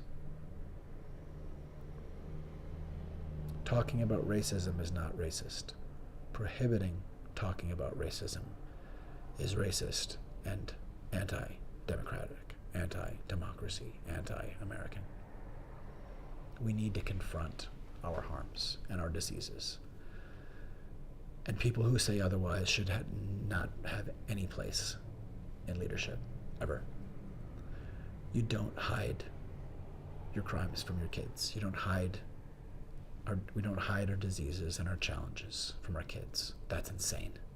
How dare you? How dare you, Ron DeSantis? How dare you, Sarah Huckabee Sanders? How dare you? How dare you? How dare you?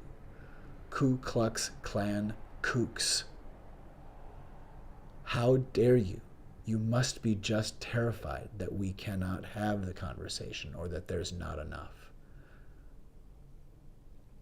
Maybe you're just terrified because you have never been courageous enough to look. Just look. Look back and see enough to know that it was far worse than that bad.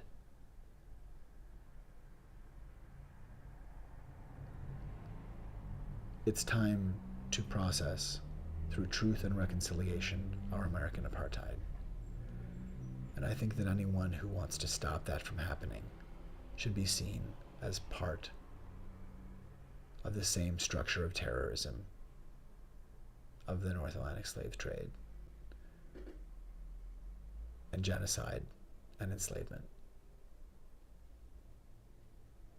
MAGA is just the latest political arm of the KKK. And that's not to demonize anyone who is involved or supportive of that. That is an informational public service announcement. If you're involving yourself with MAGA, you are being hoodwinked or you are hoodwinking. And you are in danger and or bringing danger where there is none. I'm here in Minneapolis, and I can tell you that I was around to see that there was malice and harm coming from out-of-town white supremacists. I can tell you that Black Lives Matter is a human rights movement and a human rights organization.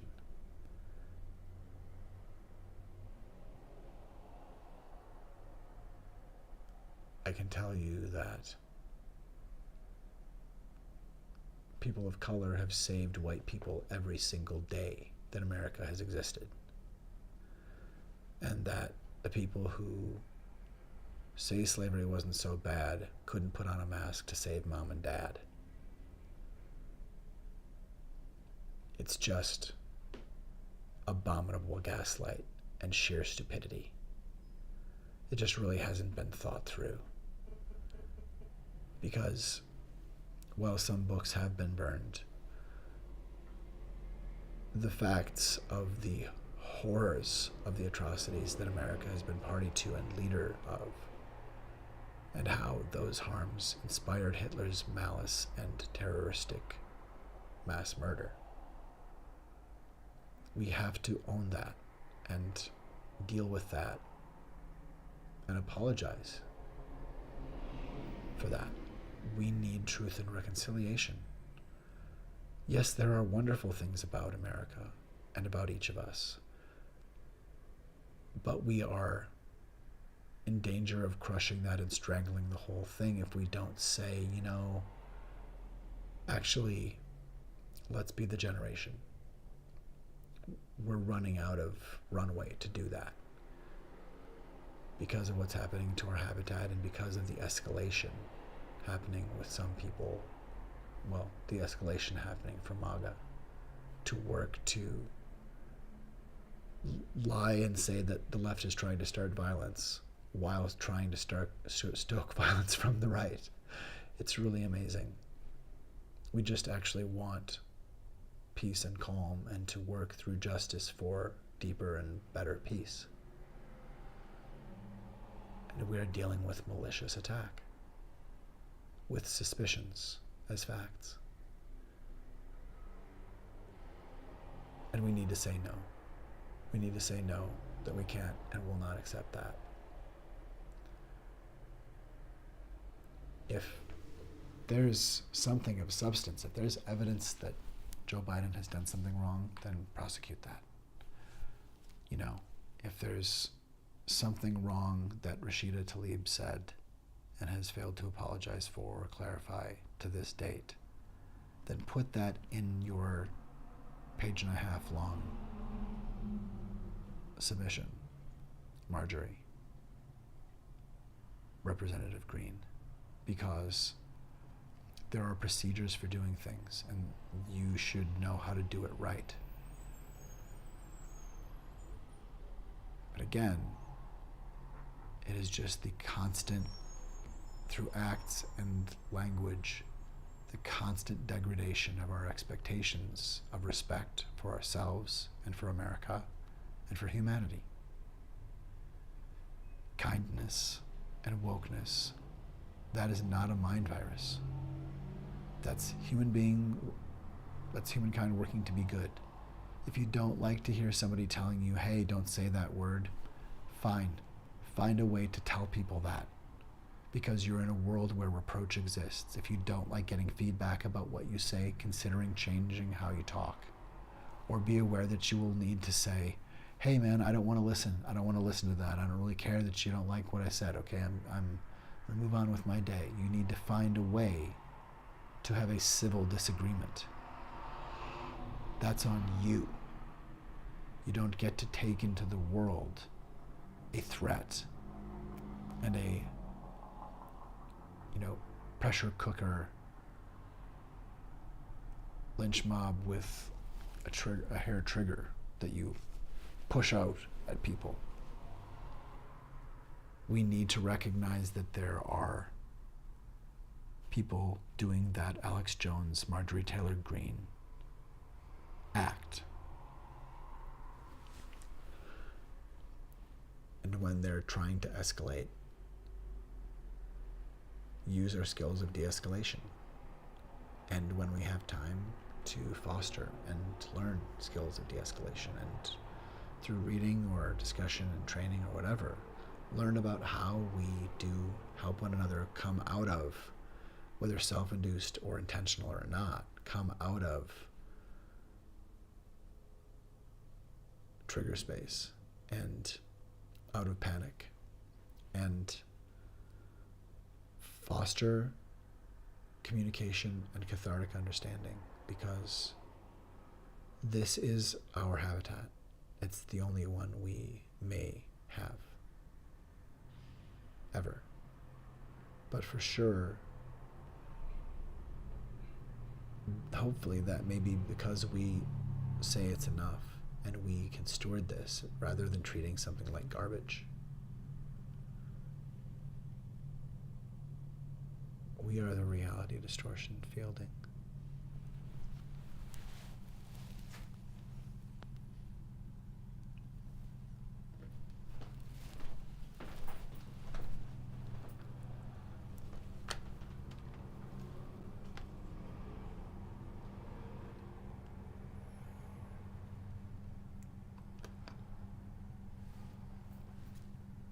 Who?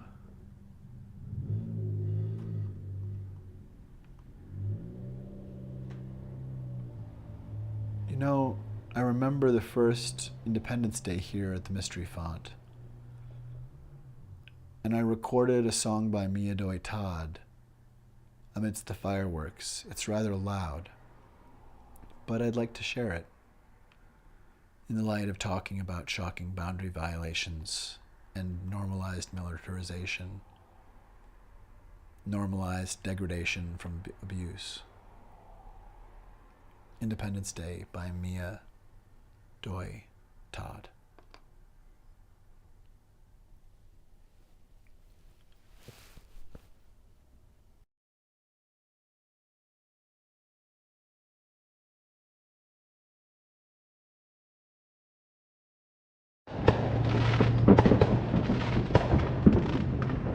There's a battleship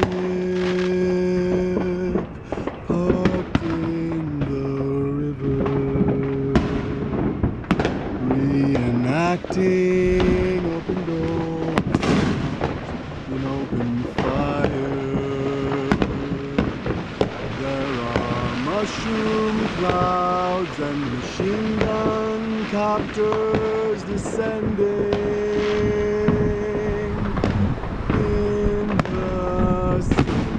Crackle pop fizzle of the fireworks as they pass into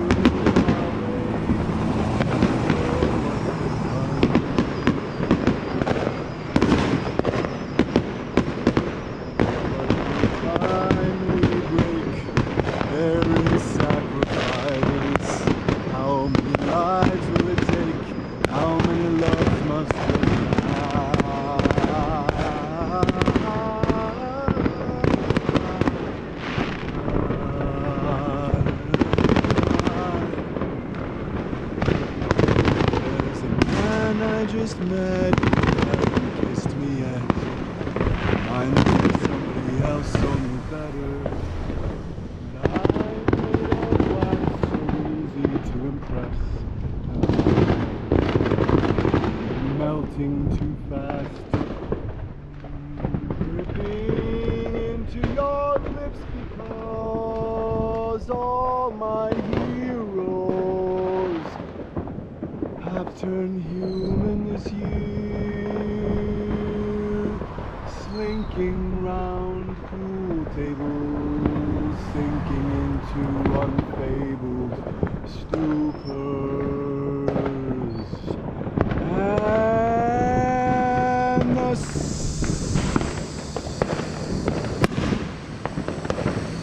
whispering into the night air, to some girl's hair. I am number one.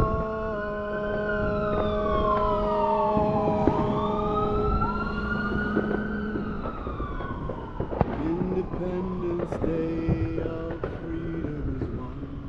We choose our way when we go, what's to come. But with each time we break, sacrifice. How many lives will it take? How many lives left just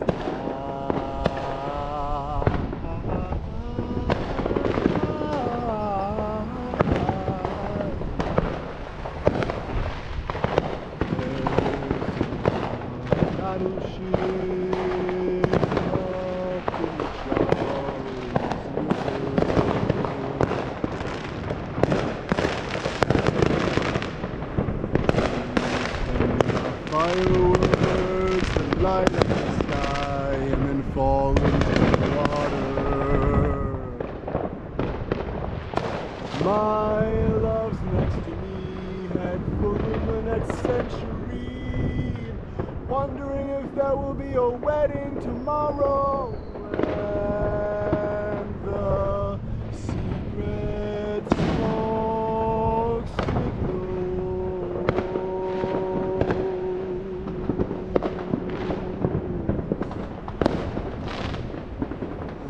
tonight the gunpowder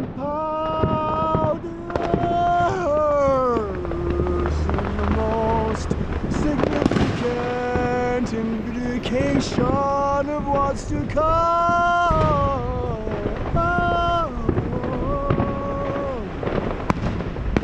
Independence Day, how free is one to choose our way, undergo what's to come.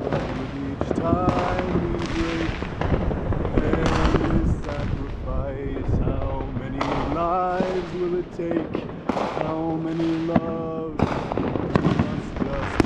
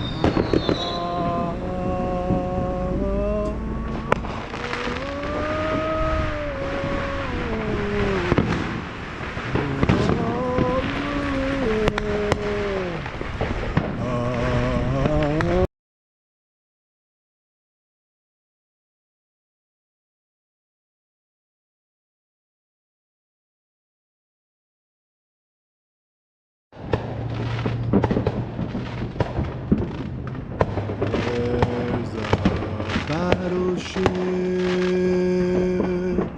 parked in the river, reenacting. I don't need to let that loop. That was Independence Day, as sung just outside here in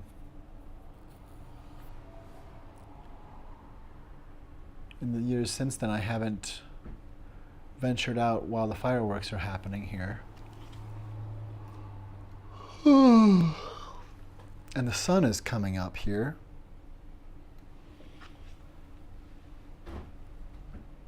This is the mystery font. Ford Yi 2.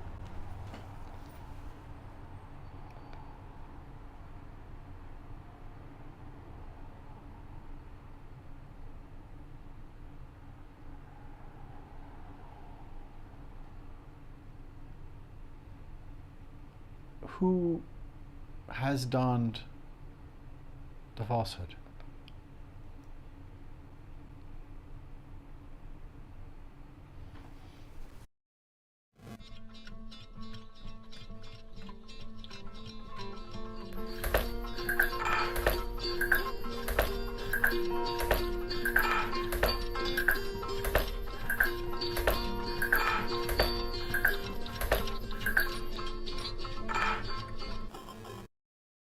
And having a good relationship with Russia is a good thing, not a bad thing. You said you have no investments in Russia, but do you owe any money to Russian individuals and institutions? No. None. The primary thing I did with Russia, I bought a house in Palm Beach out of bankruptcy. It was a bankrupt, person. I bought it from the banks. I bought it for about $40 million. I sold it for $100 million to a Russian.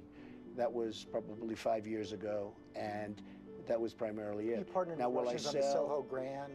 the Will I Toronto- sell? Oh, many years ago. I don't think they're Russian. I think there were other people, but there were various partners.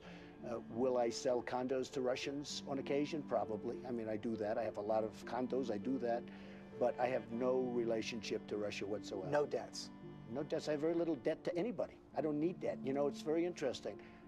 I'm so liquid, I don't need debt. And if I need debt, if I want debt, I can get it from banks in New York City very easily. You know where I'm going to take this next. Americans could be assured on that if they saw your tax returns.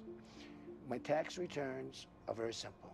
They're under a minor audit, routine audit, as they have been for many years. Every year I get audited. Now, I don't know if you get audited, but I have friends that are very wealthy that never have been audited. I say, do you get audited?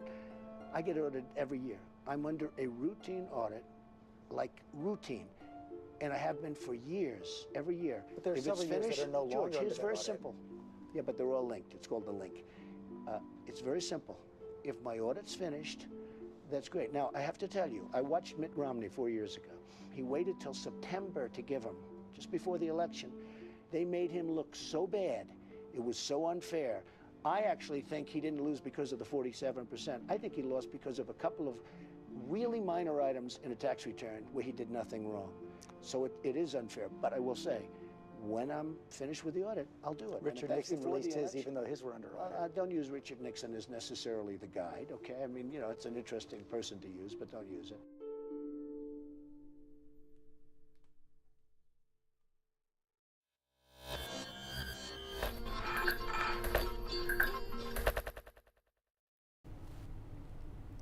Yes, matey. This is the mystery font. It is morning. Well, daylight, daybreak. And the neighborhood is looking lovely. And radio, science, brain. Radio, science, brain.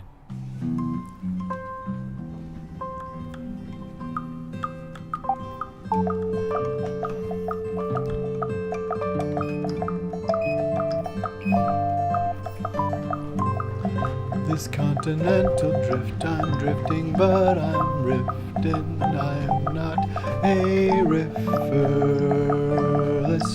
one.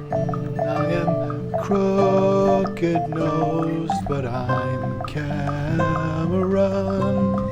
Imagination may come, imagination ain't made enough for everyone. The came to play today in times. A friendly elevation, imagination, it might come if it gets invitation. Imagination aid, kindness came today and wants to know the way you like to play. Imagination aid, to play maybe love is sane today. Pretend that love is sane, might maybe gay. Imagination may be game to play. Anyway, imagination aid. Radio science brain. This is the mind, this made life contain cantankerous creativity. Humane radio science brain. I made this. Why would I wait? How could I do another way? How could I not? Why would I do it? Not today. Why would I say no when yes feels better to say? Imagination aid. Radio science brain. I made this contagious. My mind made me one of a sage.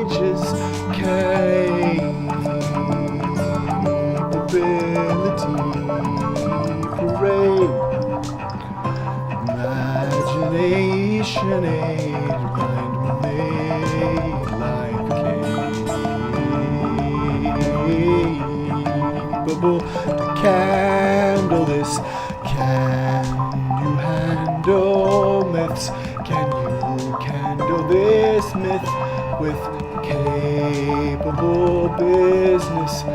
We out of the business if this one myth could be itself scarce of it. Scarcity myth desist, watch what we'll do with brains. Scarcity myth remains, but watch what we'll do with brains. Remain always the agent of change. Radio science brain. I made this one way and came back again to start today. You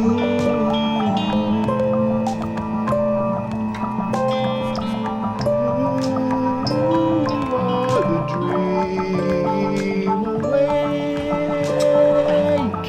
Radio science brain, radio science break. You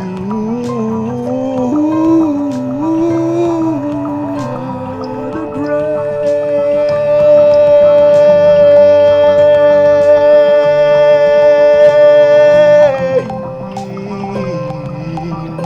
Remain, radio science brain. Remain, particle matter wave. Now like love make behave, like a tidal wave of love sane enough to de-escalate from panic space. Make sane, radio science brain. Potential, it's sending essential. Beginning today, we find a new way to emancipate from the space of panic and rage and hate. Maga greed is a retrader state. Maga greed can be healed and told. No more mate. Imagination aid. Contain this. I made this love way. We are the sentient frame. Imagination aid contains this every day. You are the mind that's made love this way.